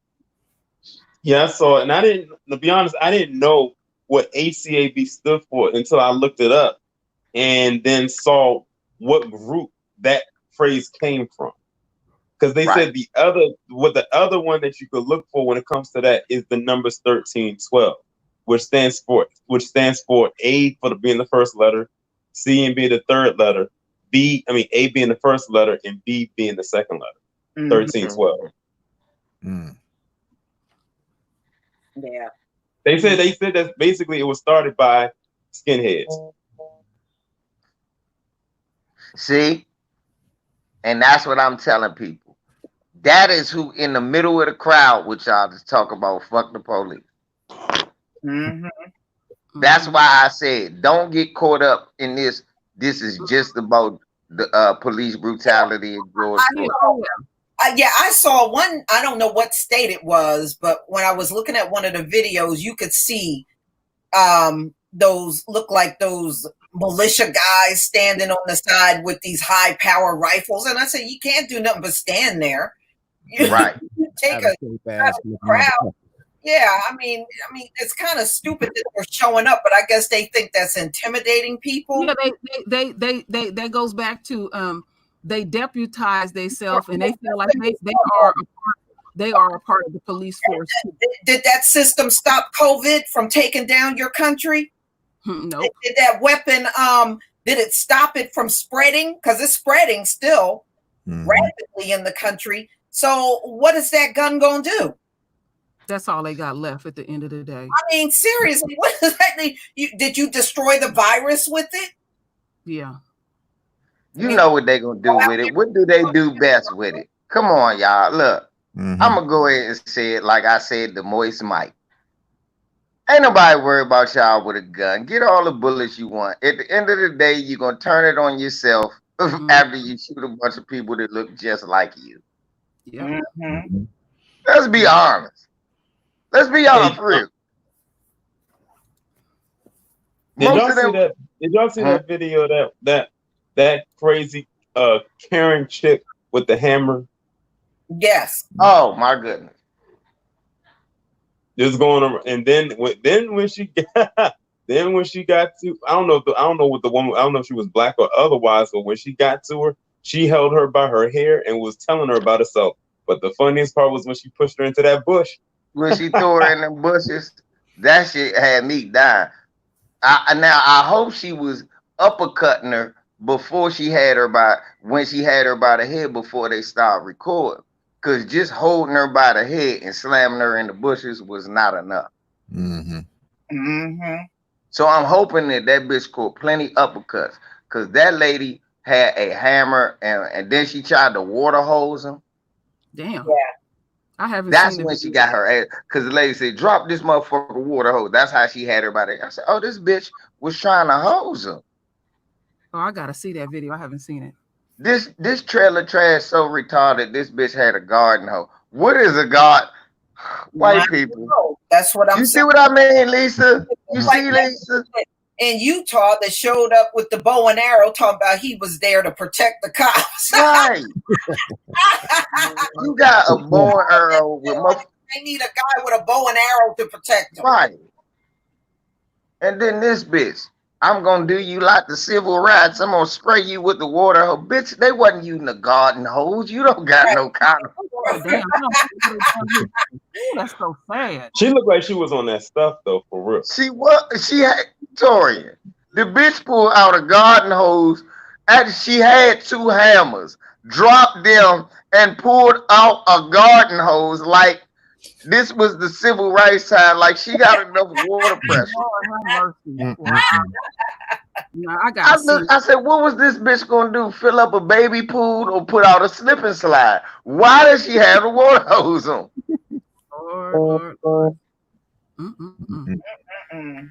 Ain't that something?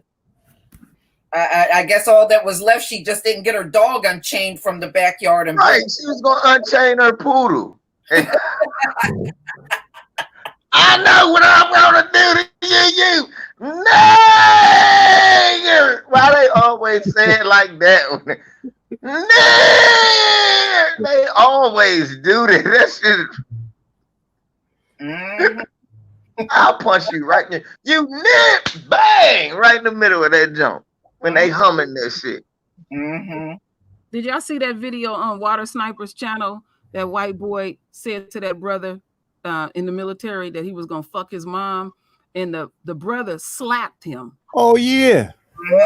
Mhm. And he slapped the taste out of his ass. Oh. Yeah, it was a Chinese military that got slapped up. Man, that slap was so sweet. Mm-hmm. Sounded like he was giving birth. It show you how weak they is, that he didn't even hit him with his fist. He just slapped him and knocked You him see down. how that whatever lady, that lady did say Black Lives Matter, bitch. I thought she was Latino. Phil said she was Native American on her channel. Whatever the lady was, the lady said Black Lives Matter, bitch. Fuck you. And the white bitch came in her face. She slapped the shit out. That bitch went, oh, and ran out the door. Oh, the gas station She was incident. like, oh my God. Oh my God. She had to readjust her glasses. That lady, that's what we need. Huh? Remember that video from last year where that sister walked up on that white lady and saying you've been very rude, cussing around my children and stuff, and then the white woman came after her, and and she had her white friend was with her, and that sister beat her ass, and her friend stood there, and if you keep looking at the video down the street, it was a white boy. He just went in the house, and then the white woman, she sat there. She tried to muster up some tears, and you could just feel what she was going through. She wanted to call 911, and she was in a lose-lose situation and stuff, and she was just sitting, and reality had just all came in all at once. I said, see, that's the truth right there. That's the truth. Because these days is pretty much over with for these white folks calling to get rescued. I mean, they do so much. They do. See, this is how they fuck themselves. They do shit so much that even their own eventually have to put something in place saying, if you make too many of these damn calls, you're gonna be fine, or this or that happen. That's why the shit is popping off in the streets right now. They doing it to themselves. You can't keep your fucking hands off of us. You want to continue to keep killing us and stuff, and then it resorts to this. So you're doing it to yourself at the end of the day. Remember that brother down there in Georgia slapped that white lady for spitting on her? Oh yeah, that was sweet. I remember that. I kept playing that over and over. Oh yeah. He said, you got the shit slapped out you too. I just spit on you. You just got the shit knocked out you too. And it's like, okay, yeah, oh yeah, okay, yeah, that's all your ass got left. That's why brothers, I keep saying, brothers, see, this is why black love is important. If you keep a strong, real sister by your side and Karen runs up on you, she ain't gonna sit there recording. She gonna lay hands on that bitch. Sure will. You sure will. I'll beat that bitch ass. Drag that bitch all over the park. Yeah, because you're right, because I've yet to see a Karen go at another, I guess you can say, pseudo Karen, and that pseudo Karen doesn't do anything back to her. Now, if Karen goes after anybody else, that's a wrap. Yep. That's why I'm trying to say, Karen. That's why the sisters got to start stepping up. Look, sisters, stop recording this shit of these white bitches getting there. If they got a man with you, if they got a man with her, start recording. But if they ain't got no man, it's just you, some old white bitch. It's you and your man, and it's a white bitch and her man. Your man better not be sitting in no car like no bitch, baby. Come on, just let's go. No, you fire that nigga if that's what he doing. Cause what you do is you get out and you drag that old bitch around the parking lot, and that nigga supposed to have your back knocking out anything that come near you while you drag that bitch around the parking lot. Then y'all pull the fuck off. Hey man, you gonna get that motherfucker work. If you a lady with me, you better get that bitch that work. Yeah, that the bottom line is everything don't turn out so well for them when they mess with us. You know, I've seen many instances where they attempted to do something and it just backfired on them. Right. And they know the ones to try that too. Just like the lady called Bun B wife with nigga, and Bun B wife, she called the police on Bun B and them, so they kept it cool. The Bun B wife caught that bitch in the Walmart. Like, what you say, bitch? And bitch started running away. See, now that's because it was caught on camera. She couldn't lay hands, feet, and elbows on that mother. Don't catch that shit on camera first. When that bitch call you niggas and she threaten you and all that shit, you get that on camera, cut the camera off, drag that bitch around the corner. And black men, you are not a man if you ain't knocking out anything that's trying to stop your woman.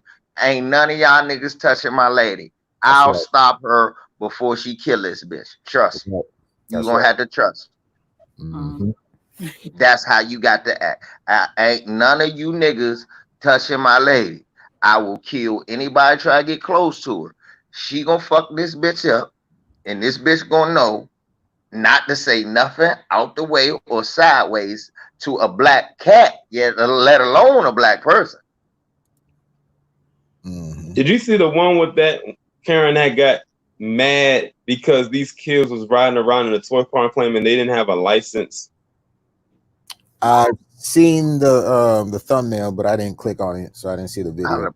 I gotta push that bitch down, bitch, and ran her over with that Hot Wheel, with that 3-wheel, that 4-wheel, whatever it was. She would have skid marks on her face. Right, I thought about that. I said, how you gonna complain about kids in a park? Isn't that what they're supposed to do? They're supposed to play. Yeah, all they do is go around police and shit. You know? It's a white. I saw a white lady cop complaining about Karen, calling her about some kids. She's like, God damn, Karen, I ain't know it was that serious. You ain't got nothing better to do. The kids are playing. What you want me to do? Lock up some in school now. What do you want them to do? You know what's so crazy? If you go on the YouTube and just type the name Karen in there, it's a whole bunch of compilation videos just featuring them going off for absolutely nothing. Like, I'm talking about, people have literally compiled videos of encounters that they have had with Karen, and it's like they are very recent. Like, they all from this year, and it's a lot of them. Yeah, somebody was asking me, well, where did that Karen come from? Their own man. Yeah. Actually, you know, I actually know where it came from. I know where it came from. It came from that SNL skit 2 years ago. If y'all remember, when they had Chadwick Boseman on there and they was doing like the Hood Jeopardy, and they was talking, like they was giving the responses, and he brought up the potato salad with raisins in it. He said, I bet you the woman's name is Karen. Oh yeah.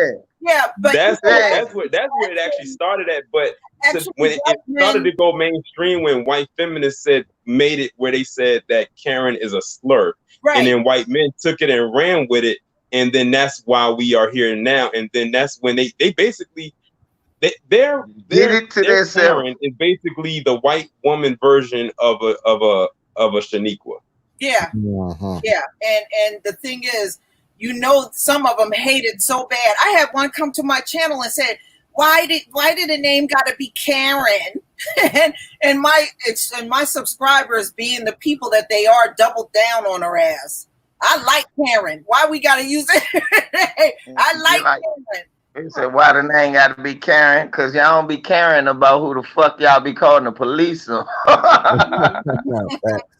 No, I saw a video where I saw this one video where it was this one white lady on there, and she was going at it too. Now, I will say this: the Karen, she doesn't discriminate for who she goes after. As I've seen lately, she literally goes and attacks any and everybody she feels is offending her, and that's anybody, even though we know who her white feminism, offending her white feminism. But what was so funny about the video is, like, she was trying to go at these two white guys that was in a car or something like that. She actually got out of her car and started to go at them. And when the white guy called her Karen, he's like, "Okay, Karen." She's like, "My name is not Karen." Yeah, I'm trying to tell you, it's about offending their white feminism. And it's funny, they did it to themselves, Tori, and you said it. White men took it and ran with it. When the bitch went on the internet when they were doing it. Right, when the bitch went on the internet and said that, white men start saying, yeah, another Karen trying to take her privilege, and start whining about it. Karen, go sit your ass down. I said, damn, this all white people telling her to sit down. And then there was some white women going. I said, oh, white people, well, I'm going to stay out of this. This is a white incident. Mm-hmm. For real, I stayed out of it on Twitter. I laughed my ass off reading the comment, giggling, looking at the faces like, this is the weird. I don't know how to feel about this. This is weird. And then I started noticing we all start calling them Karens and shit. And I said, well, that's cool. I call them Karens. And the thing is, she goes in stages. It's almost like she's a Pokemon. She evolves. So it's like when she starts off as a child, she's more like a Hannah. Then when she gets to teenage years, she turns into like maybe a Heather. Then when she gets to her 20s, she's Becky. When she's like middle age, knocking on maybe AARP, she's Karen. But when she gets old, that's when she's like Gertrude. So she's like a Pokemon. Gertrude. She goes through levels. Mm-hmm. When she becomes every level Gretchen, gets worse as she gets older. When she comes to Gretchen, you in trouble. Mm-hmm. When that bitch and ironically, there are some Gretchens out there. One of them used to work for Fox News. Yep, sure do. That's what I was thinking of too. That bitch is horrible looking. She look like her name, don't she? That Gretchen. Get that woman toe up. Wow. I tell you, y'all, if nothing else, what a hell of a year 2020 has been. And it just it's only June. It's only June. And only June. We're only halfway through. I know it's been. I mean, and it's been moving rapidly too. The stuff that's been going on. It's like whoa. Well, every day. I mean, I have to say this: since Trump been in office, it ain't been one boring day. No. Mm-hmm. Before it was him. Watching him was like watching a damn soap opera. Right. I said that shit the other day. I said, you never seen so much coverage of a moron in your life. I said, Barack Obama was a fucking, Harvard or whatever graduate, magna cum laude. They never covered his speeches this damn much. And some of the shit he was saying actually made sense. Mm-hmm. Whether I agree with it or not, at least the nigga made sense. That's how low the bar has gotten. At least they make sense. Yeah, because Trump, whoa, man, what? You don't know what's gonna show up. Mm-hmm. You know, there's so many Trump moments, and I mean, we all got our favorites. My favorite is the bleach. I ain't gonna let that go, and the bunker boy. And I wore his ass out the other day on that bunker boy. I had a ball. I had him shitting on himself and all of that. But on Twitter, that's what they said. He was hashtag bunker boy and hashtag bunker bitch. So he probably like, as long as I got some Wi-Fi down there so I can tweet, it don't matter what you call me. Right. No, he said he was down there for a teeny inspection. That's what he said. Lisa, did y'all see? So I'm watching Joe Scarborough. I had to bring this up real quick. So Joe Scarborough was talking about the Republicans not really having no real legislation that's going after police accountability, right? He said, this is not going to solve all the people out in the streets. And he said, what's going on was holding up the bill. They told him basically Mitch McConnell. He said, oh, yeah, so it's Mitch McConnell, the champion of chokeholds. Okay. I bust out laughing, right? He said, well, let me say this to him. You think you was mad when I got people calling you Moscow Mitch? I'm about to, and it stuck pretty good. The kids were calling you that. He said, from now on, you're going to really hate it when your new nickname is Chokehold Mitch. And I started laughing. I thought that shit was so fun. That man, I'm kicked off of Twitter, Mocha Latte. Yeah. Well, my favorite Trump moment is when he went over to do his summit with North Korea and Michael Cohen was testifying at home. And he's like, fuck this. And he got on the plane and came back home and didn't even finish the damn summit. Oh, yeah. I said, oh, this dude, he can't. One of my favorite ones was something that was very recent when he was signing some other document that he could just show off to Rob. I forgot what he was signing. He probably didn't even know what he was signing himself. And one of the reporters had said something to him, and he did the sister girl hand wave to him. You know, the one was like, get out. You know, the ones where you put your hand up and throw it down. I'm not even gonna lie. I said, as rude as that was, that made me laugh. Yeah, he looked moist and shit too. She said, "Mr. President, what's going on about all the people who died from the?" That motherfucker waved his hand off this bitch. Wow. Yeah, and I think the second one was when he put a tweet out, and at the end of the tweet, he put "No more talk." Willie D drug his ass. He was like, Right, "Oh, no, man, he stealing my shit. No, that's mine." Yeah, Motherfucker, my favorite. This- Oh, go ahead, bro. Nah, go ahead, King Wade. Go ahead. Okay. Yeah, my favorite Trump moment was when he was in front of the press and he was pretty much telling them that it's a Chinese virus. Yes. Oh yeah, I remember that. All them people was hot. China. Oh, they was hot. They was hot and stuff. Oh my goodness, some of the stuff. Now, But of you- course, my favorite, of course, because y'all see the thumbnail. I got Lysol smoothies. Yes, But yes.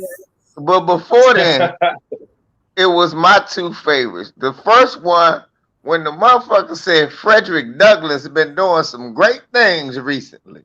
Hell yeah, I remember that. Yeah. Oh my goodness. Yeah, I caught that one. Hey, y'all, do you remember when they asked him how come he looked so orange, and he said it was the lighting? Yeah. From the tanning booth, motherfucker. Yeah. The lighting from the tanning booth. Everybody in the room ain't orange. Everybody ain't orange. Motherfucker, it's your lighting in the tanning booth. That motherfucker said Frederick Douglass he had been hearing great things about Frederick Douglass. He been doing that. I said, God damn. I remember that. He been dead like 200 years. What he been? God damn. Then But I was loving when he was talking about the bleach, and he looked at that white woman, that doctor, and she looked like a deer in headlights. Like, oh, look how she started rubbing her thumbs. She was looking at him real crazy. And then Trump, he fucks himself up. You know how he always have his arms crossed. Now he in the Oval Office, and the reporters are coming at him about that little bleach statement and stuff. And he looks dead at this reporter, and he said, when I was being sarcastic when I said it, and I was looking right at you, and the reporter said I wasn't there. I said, oh shit, Trump, you always fucking up. Just fucking up big time. Bunker bitch. Boy, them people him. They got sick behind that. They got sick behind all that tear gas and shit. So he could make his little photo op because he don't want to look like he a punk. Trump, you look like a straight. No, and the next one was just recently too, though, Terrell, when he had all them coons around him licking his boots. Oh yeah, telling him how great he is. I said, you look like a goddamn fool, cause don't nobody know none of these niggas you talk. It's like he got 12 niggas standing outside. But those are the only ones he'll talk to. He ain't gonna talk to no other black people. He need coons. Yeah. You know what's so crazy too? When he was gonna have his thing on Juneteenth, and he said he moved it to the next. Oh my God! LBC, what did LBC do?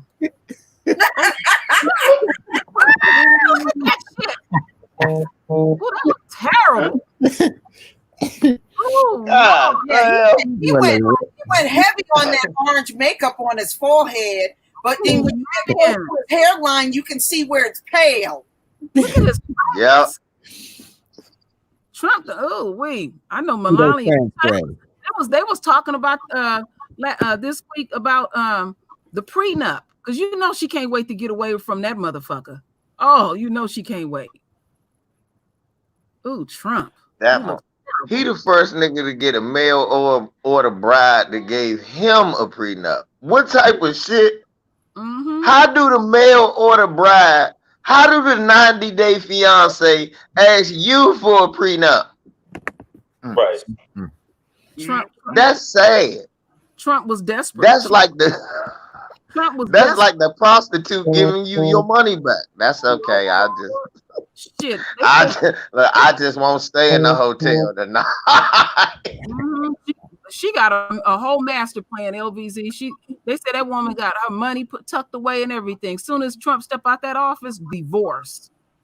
That's the craziest shit I said, God damn. Before she would move to the White House, they had to negotiate their prenup. I said, that woman don't want him. She don't want him. She can't wait to Dodge. Donald Trump, first nigga that strippers give money back to. They give him dollars back. That's okay. Them bitches.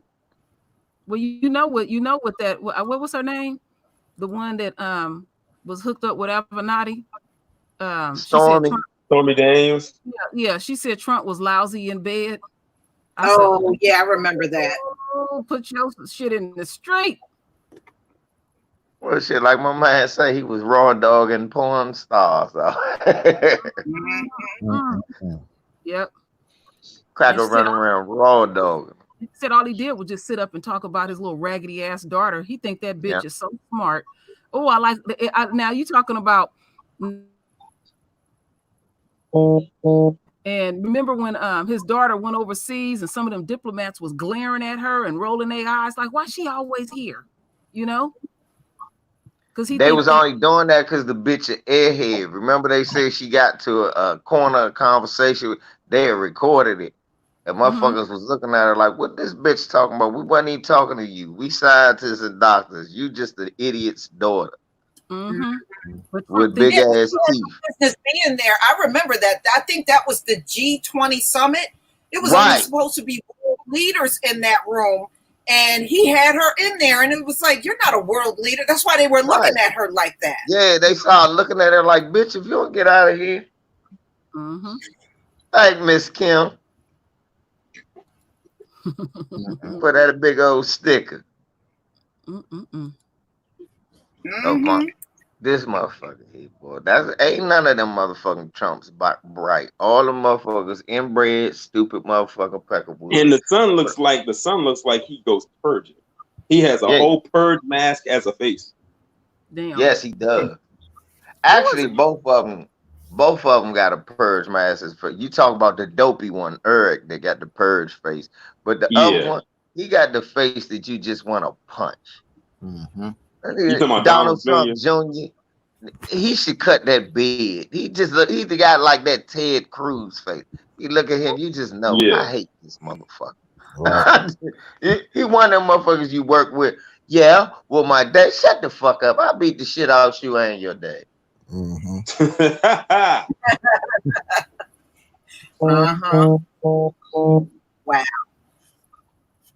Who was that? Lisa, you was telling me the other day Trump's son is dating now. Some chick you was telling me about, Lisa. Oh, Don Jr. is dating the California governor's ex-wife. Yeah, that's the California governor's ex-wife. Oh yeah, that's right. Oh, they dating leftovers. Kimberly Doggwood didn't have a job. No, they're Fox fired, right? Ain't that her name? Kimberly Guilfoyle, ugly looking bitch, racist bitch. Yeah. That bitch said on TV that the reason that the Irish are celebrated because they ain't sitting in the street talking about Irish lives matter. All right. That's it. It's always these old plastic ass white bitches that got put together by 1,000 tons of syrup. Look at Donald, white as shit. That's really what he looked like. Casper looking Peckerwood. That's what he really looked like. That one on the far left. And that hairstyle got to go. Yeah, he's been rocking that shit since he was 18. That's that ocean spray cranberry look.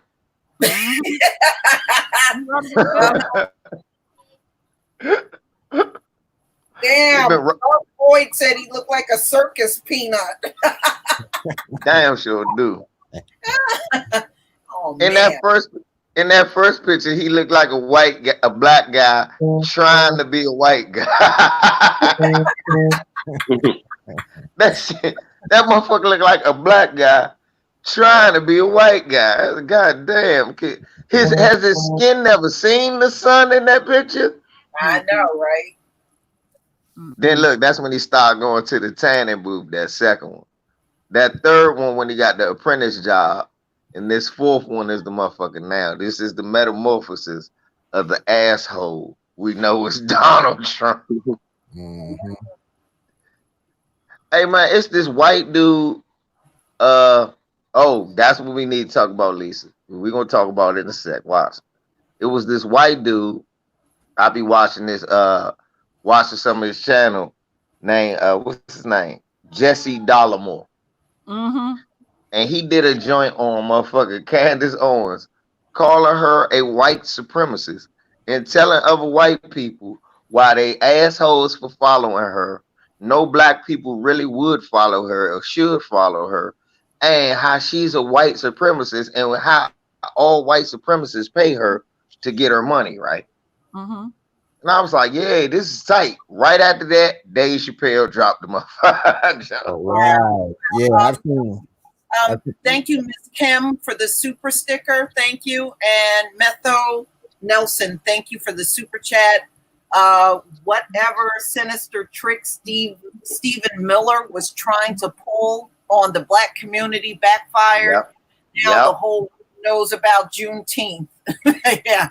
Yep. Yeah, that Dave Chappelle episode that he just came out with, it was something serious. And it wasn't like he was trying to be. I watched it last night. Yeah, it wasn't like he was trying to be funny either. You know what I'm saying? Wasn't He was funny, real but serious and mad about the shit. That's what I explained to somebody before they I watched. would like to know what Candace Owens thinks about what he said about her, considering she had put a tweet out last year praising him for his comedy special that he did and saying like how, you know, what she usually says and everything like that. I said, well, this tweet didn't age well now, did it? Because he went on her twice in his special. Sure did. That's the part. That's the part that gets me about that bitch. Where she'll sit up and say she praise people and condone what they do and stuff, and she's out here talking about she's been out here for years trying to teach us shit. I'm like, bitch, you just showed up. This girl act like she got life experience. She don't got no life experience with her emaciated looking ass. You know, since she got married, that bitch emaciated. And she looked like she does. And she looked like she on that booger sugar. Right. And for motherfuckers that and no shots out to T.I. None. LVZY. Because he called out Terry Crews and he called out Candace Owens. You know why I ain't giving T.I. a shout out? Because last year T.I. was at a motherfucking seminar with Candace Owens there. And instead of going, why are you even, he did call her out there, but he should have went. Hey man, why are you even here? You not even shit. Yeah, but Killer Mike was the one that messed it all up. Yeah, he over there and started defending her. Yeah, he had her cornered, LBZ. I know where you're coming from. He had her cornered, and she. He did though, and then the Killer Mike. You right, Lisa. I did forget that. He can. Let's not all just jump on Candace. Yeah, the bit because he had her where he had her where he wanted her, and that pissed me off. I've been done with Killer Mike since then because that was just one of the moments where I'm like, really, Negro, really? And she comes to black people and thinks she thinks she can just say any old thing. I'm telling you, when that bitch fall, she ain't gonna fully be able to. I want her to have a fall like Troy. I want her to have a fall like your BFF. Mm-hmm. You know what I'm talking about? Yes. Paris Denard. Mm-hmm. Oh yes. That was a memory right there. That was a memory right there. Remember when he had his great fall? Yeah. And me and you both went in. Me and you both went in on him. Man, I still remember it because that's what happened when it came out about Paris Denard allegedly sexual assault in these these multiple women when he was in college. And when you had made your video, I must have replayed that in marathon style like for an entire hour because you went in on it. You like I forgot what you said. You said, Paris, I didn't know you was about that life. I found an emoji with his picture on there and it said Thug Life. And I was like, oh, you about that life. And he would get on CNN every day just going in, and he went in on this white guy, and you could see it hurt his feelings. And I said, shit, they had that. They already, CNN, Ben had them files on his ass. It was just a matter of time. And see, you see something consistent. All these coons that support Trump, when they get rid of them, do Trump go help them out? Hell no. No, Diamond and Silk were the last two to fall.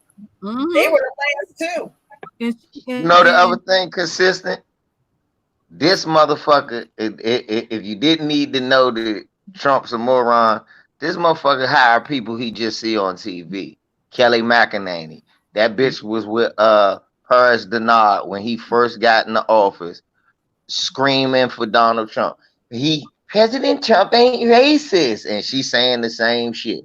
And they both end up with jobs. Scandal come out, he fired. All these motherfuckers was Larry Kudlow. He was on Fox News. President Trump's the greatest for the economy ever, holding his nuts. Now look at this motherfucker got a job. He hires you based off TV. If you come on TV and coon and kiss ass, that's why these motherfuckers end up with jobs.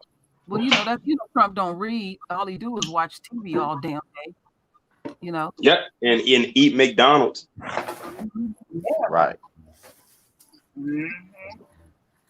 Candace. All right, well, yeah, but with Candace, her day is coming. No doubt about it. I can't wait for it. Ooh, the countdown is good. I can't wait for it. I'm paid. Not one coon has survived in the media. Not one. Not one. She's not paying attention to that. She think Candace really thinks she's smart. And to show you how out of tune Candace is with the black community, she can't even get a decent hairdresser to keep her fro right. That's what I said. I told somebody last night. I bet you Candace Owens goes to the hairdresser where they put the foil in her hair. They fucking her shit up big time. Somebody said I was petty talking about her hair. Her hair look fucked up. Shit. No, her hair always look fucked. The bitch don't never had no new growth. She needs some of that Madam CJ Walker. She don't even at least go to the Dominican. No.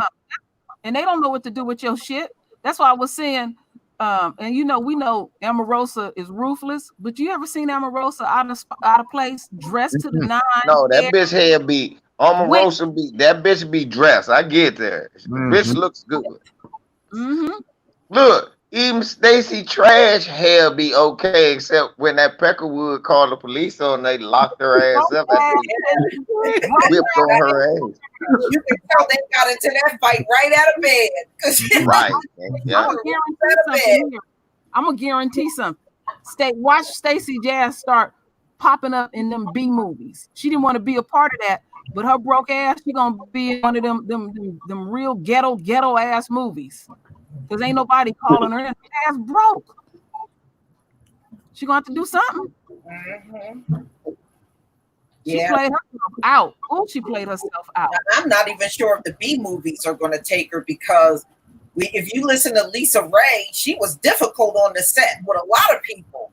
Oh, she was. Yeah, very difficult on the set to work with. So I don't even know if the B movie. She's just a bitch all the way around, huh? B movie. She probably think it's beneath her to be around certain people. B movie. You know what she doing in that house, Lisa? Around that white man. I know they divorced, and I bet you she got on a bib, not a bib. You know what the maids wear? Put around their waist, apron, and she probably got on an Ain't Your Mama do-rag. Come on, what? You said B movie. Shit, last movie I seen, motherfucker, what's her name, Stacey Dash, and they was shooting that off an iPhone. That bitch in an iMovie.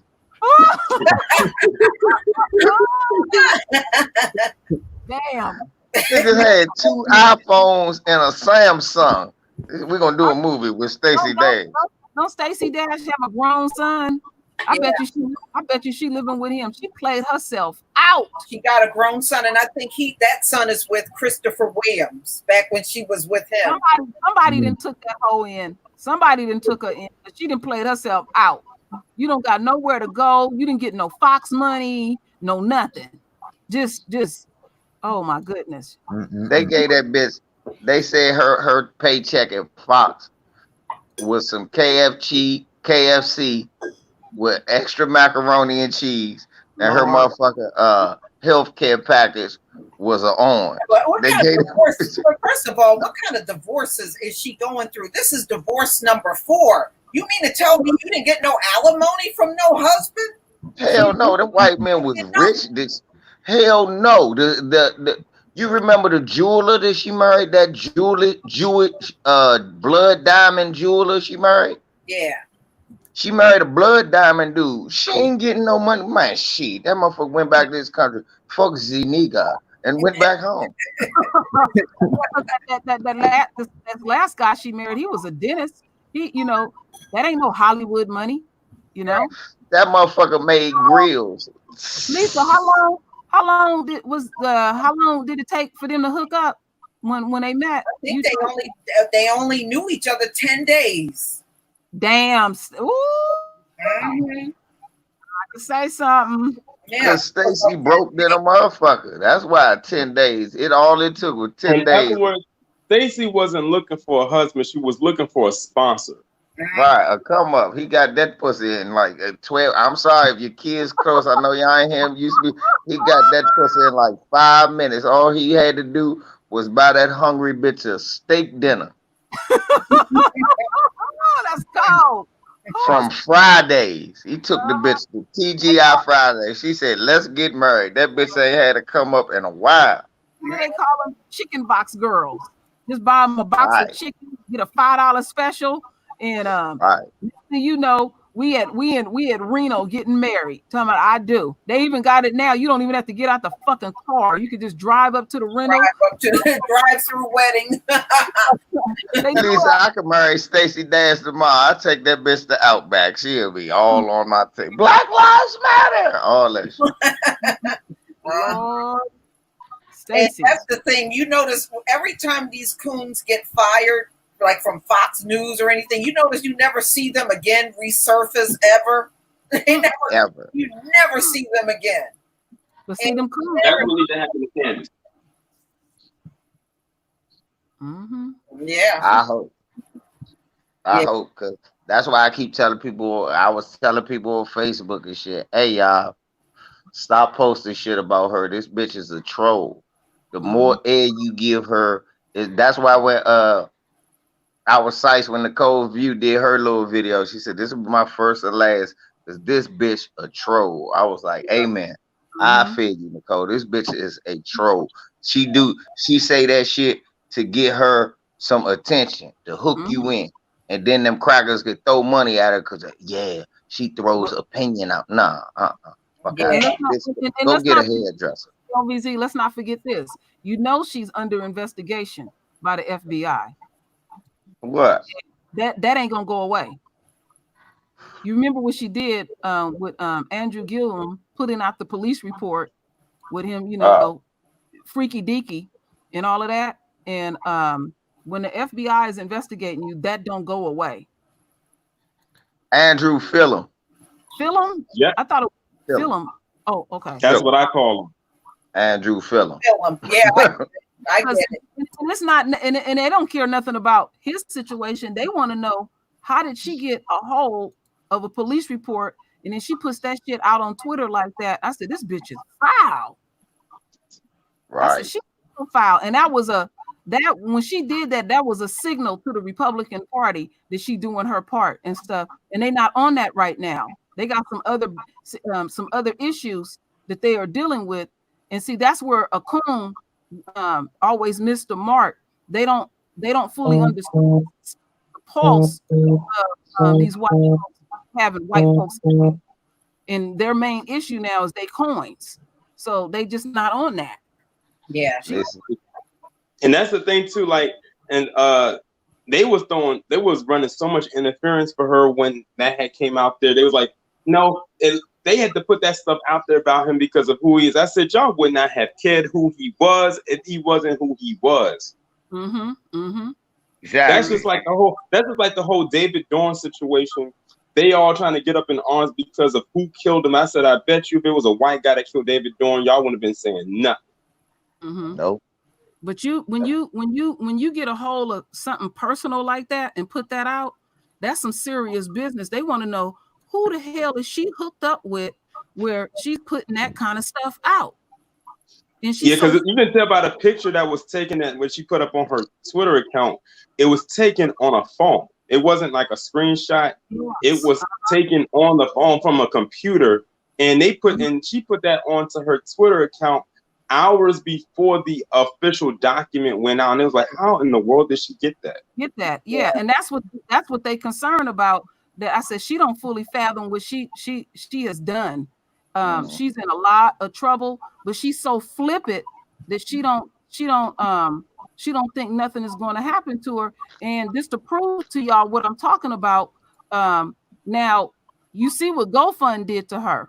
Okay, that means to tell me that white people are paying attention to her movements. Mm-hmm. Bitch is moving, and stuff. So yeah, she talked trash about George Floyd, and then she went out on GoFundMe to help a white supremacist. Mm-hmm. I said they're gonna get that. They're gonna get that hoe. Ooh, they're gonna get that hoe.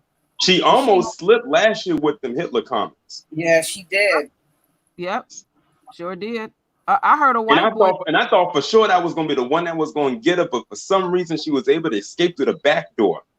It's just a matter of time. We know how these things go. Yeah. And them white folks are laying the cut and let you hang yourself, because one thing that we do know about them, they will use you, but they will grow tired of you eventually. Like somebody just said in the chat room, Professor Black Truth always said, white supremacy always breaks its tools. Mm-hmm. Always breaks its tools, and you are the biggest tool right now. Does she still live in DC? Does she still live in DC? Yeah, she lives somewhere here. We can't find this bitch. I can't find this bitch. I wish I could. Her ass, I'll go to the store every day. She don't even cook. Oh, she got that Karen act down to a T. She does. Don't she?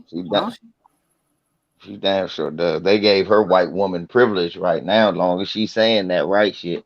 But again, like I say, all it's gonna take is just one slip up. Is she gonna slip up? Yeah. They always slip up. Yeah. She's not equipped, because she has put herself out there like that. She's not equipped.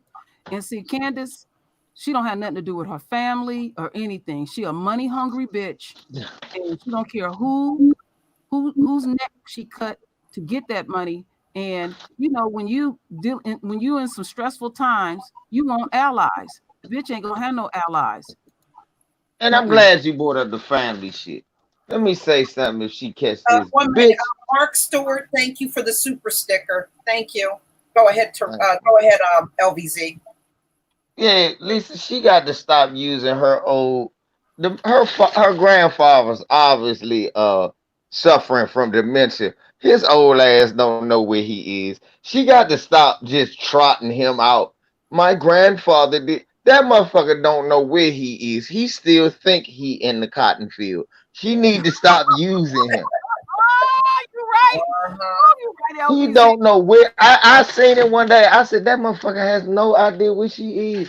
He just nodding his head. He said, that's right, grandbaby. Go on and get. And he whispered in her ear.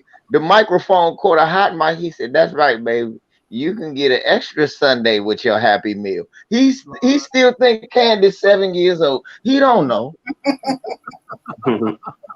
That old man don't know. He think Candace 7. That speaks volumes. He the only one that deal with her, because there was Candace has a sister, and her sister used to defend her ass, and when she was in high school, because Candace was a little thought in high school, screwing a little white. She didn't like the having that reputation. So her sister was out there really fight. It got real nasty. The police got involved and everything. You don't hear her talk about her mother, her father, nobody. She's just entrenched in whiteness. Mm-hmm. she'll run around with Carter, smelling like dog, and she don't she look like she stink in them pictures? Dave Chappelle, right? That's why her hair. I said, that bitch look like she smell like kitty litter and rotten. People have been saying that, and they said, you know what? That like the last few times she's been on camera, they said her hair be looking all jacked up. I said, you know, she'd probably be laying around with him. Say, I think I'll get up and do a video.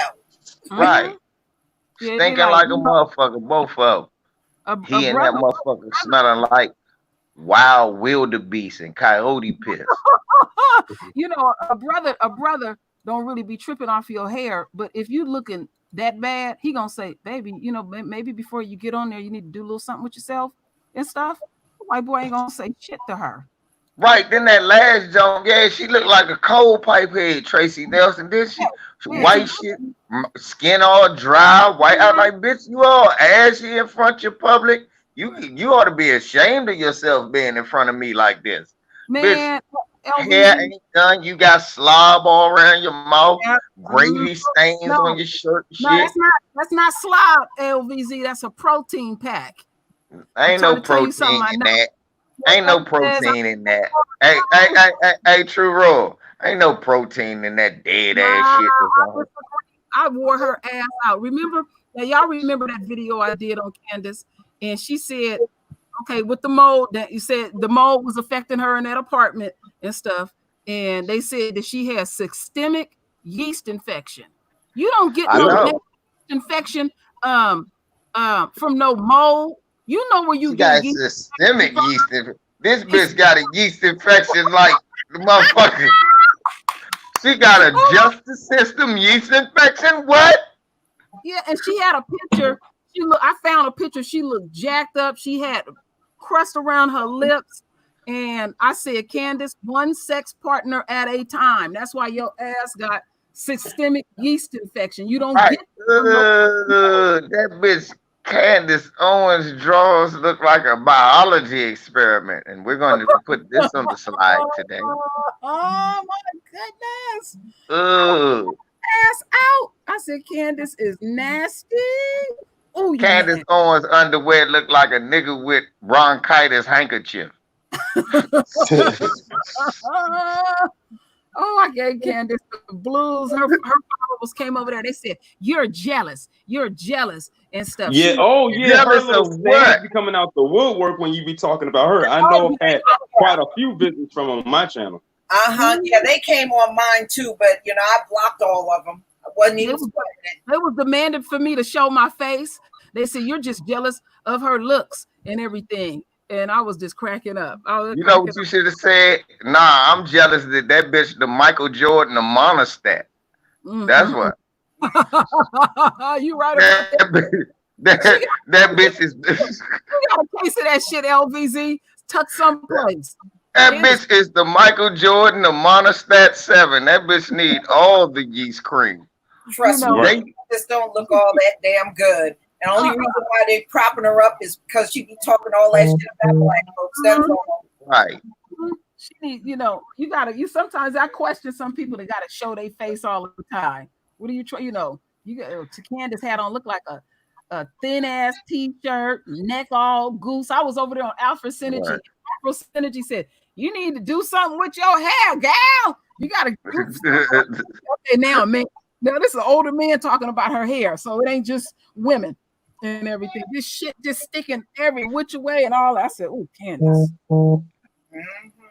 But I'm patient. When that look like a scarecrow. When that day comes, we're gonna have a big ass hangout. I said that. I said on my last live stream. I said when she gets her wake up call, it's gonna be a nice little live roast session. I'm gonna rotate people in and out, and they can just say what they want about her, and it's gonna be amazing. I know, right? Thank you, Loveline Turner, for the super sticker. Yeah, thank you, Loveline Turner. Man, when she do fall, we gonna go extra hard on that live stream. We gonna hell yeah. Hard. Yes, but I'm gonna go extra hard now and say that bitch look like a trap house mop. That's what that bitch look like. A mop in a trap house. That chick looked like she woke up from a 1,000-year nap. Right. Just a straight up zombie. Bitch look like Lion though, off Thundercat. Y'all gonna get tired of me saying Juicy when I get finished with her ass. Her scary ass bitch. Bitch look like she got a 5 rock in her pocket right now. Every time she does she live in Georgetown? Huh? Does she live in Georgetown? I don't know where this bitch hiding out at. I would love to see this bitch. Boy. This bitch look like she got a crumb bag in her pocket. Pipe head bitch. Pipe head bitch. I'm saying, you kind this on. I got 20 rock right now. Can you please stop? Come on, where are you at? I'll go around the corner. White dude, come on. Yeah, man, you got some blood? Get your white ass away from me. Well, you know, LBC, she went to a Whole Foods over there, and she and her husband went in there. She and her white husband went in there, and neither one of them had a mask on, and they said everybody in the store was complaining. Yeah. That they should not have let her in there without a mask, her and her husband. I wish the people in that store knew who she was. That was their opportunity to go viral. That was the perfect man. Listen, there's no telling what I would have done had I been in that Whole Foods that day.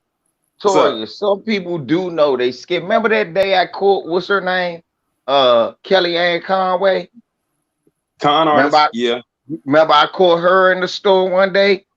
Yeah. Look, when I walked away, white people were, wow, did you know? I was like, so you knew who it was? Said, yeah, but I didn't want to say. I said, They scared to talk. They be scared to talk to them. They know who they are, y'all. They know who these people are. It was white people, Spanish people. Oh, I think she's horrible. I said, well, why you ain't tell her that? She act like she was she act like she was hitting on you. She was the whole fucking time. Even when I cut the shit off, your skin, you just look so wow. Your skin is just beautiful. And this, hold up, bitch. Them type. Look at that husband she got. That shit look. That big fat motherfucker. Yeah, but that bitch look horrible. You talk about what's her name here? They got the same hairdresser. Kellyanne Conway. Kellyanne Conway on his neck looked like a worn out vagina. Yeah. You should see her. Nah. In person, it looked like a chicken neck. An actual chicken neck. Really? Yeah. And her that legs. Woman is 50. Yeah, she don't look a day over 1,000 in person. For real, she's 50. Because I did Google that she is. I looked at it, I said, God damn, that's why she said that. Shit, bitch, you look wretched. Boy, the only thing I like about her husband, he know how to drag Trump's ass. Dragging Trump. But other than that is a fucked up looking dude. Yeah, he look retarded. Don't he? Look like he got Down syndrome or something. Yeah. I said, ain't this a bitch? He don't have no neck. At all. They got a kid too. Fuck me up. They got a kid. That's a damn. These damn people, they need to get fixed. You don't supposed to be doing that. Damn. They got a kid. I couldn't believe it was done. He ain't got no neck. He got too much neck. Yeah. Every time she talk, her neck elongates like E.T. Yeah. Trump. I remember one time he had roasted Trump real bad, and Trump said, that's a shame that she's married to somebody like that. You know, like he was trying to imply that like Kellyanne is being abused. Wow. He would know. He would know how motherfuckers feel embarrassed to be married. I remember the first time I realized I didn't like Kellyanne Con artist when she came out with that phrase, alternative facts. That was my shit. That bitch coined that phrase. It ain't even lying no more. It's alternative facts, man. Ain't this a bitch? Remember when them there was a photo op when all them presidents of those black universities came up there with Trump and Kellyanne is sitting on the couch on her knees with a dress on with her legs wide open. I said, damn, Kelly nasty. All the men in that room, and that's the way you sit. That's because she thought it was. That's because she thought it was a ghetto. She thought it was a gangbang video about to happen. That bitch was on Twitter with her shoes off and her legs open, just chilling like a motherfucker. Fuck these niggas. She know what she doing. She know what she doing. She ain't fooling me. I'm like, Kellyanne, is there something you want to tell us about your past life? Mm-hmm. No telling what she was doing in college. Maybe her and she went away on them girlfriend trips. Come on. Maybe I'm about to say, it's telling what girlfriend trips. She was doing, Raheem. I could tell. Look, Kelly was real loose with me. Hey, baby, how you doing, sweet? It was a lot of that with me. I was like, God damn. Kelly was giving that. Kelly was handing that snatch over. She one of them touchy-feely type of people. Yes, she is. She touch you every time you talk to her. Oh, you mean like creepy Jim Crow Joe Biden? Yeah. She's a female Jim Crow Joe. Mm-hmm.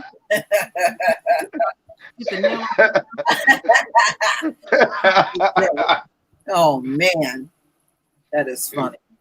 Yeah, female Jim Crow Joe out this motherfucker. Molest a man like him. Come here, let me grab your mouth. Oh, how strong you are. Oh. Now I know what Kellyanne con artist look like. She looks like Kane from the Poltergeist. Damn. You know who that is? The old man, that old creepy man? That's what she look like. Yeah. I remember that movie. Kellyanne Conway asked for my phone. I said, did this bitch just book me? Hold up. Bitch, you know Kellyanne out there creeping. Mm-hmm. Look at her, we'll call brother later. Now your skin is just so. Is your skin still so? Hold up, bitch. What is it about my skin? I don't like this. Yeah. This sound like some Buffalo Bill shit. She looking for a stud. Uh-huh. Mm-hmm. You know what it reminds you of? Don't that remind you of that scene from Mandingo? Mm-hmm. That's what she was looking for that day, and you fit the bill. Ain't that a bitch? Hell nah, bitch. Look, shouts out to Bill Cosby, bitch. No, shout free Bill Cosby, man. Bill still in jail, y'all. Still in jail. They won't let him out. Man, that's bullshit. Why Bill in jail, man? The COVID virus. They want him to die in prison. That's why they want that man to die in prison. We got race shit going on. We need Bill. Don't look. Bill is sit us all down and tell us a story, right? I remember back in the dog. Yeah. We need free Bill, man. Yeah. Bill Cosby will come out of jail. Y'all be like, motherfucker. Nat Turner, fuck all these Peckerwoods, Black Power. They lock me up. I don't give a fuck. I know. You run around with a baseball bat like Joe Clark and shit. Well, y'all, we're gonna go ahead and conclude. And True Royal, I have to talk to you. Okay. All right. I have to talk to you. And everybody in the chat, thank you for coming. We'll definitely do this again because Lord knows the news stories are pouring in these days. Right. It is hard to find material at all. Left and right. So everybody, enjoy the rest of your day. May the Most High continue to protect everybody and keep you strong during this time of judgment on the Gentile world. And as for Oxyman, I'll just happen to look down and see you just keep declining and declining down to the bottom where you belong. Ooh, man. Everybody have a wonderful day. You too. Peace. Shalom. Peace. Oh,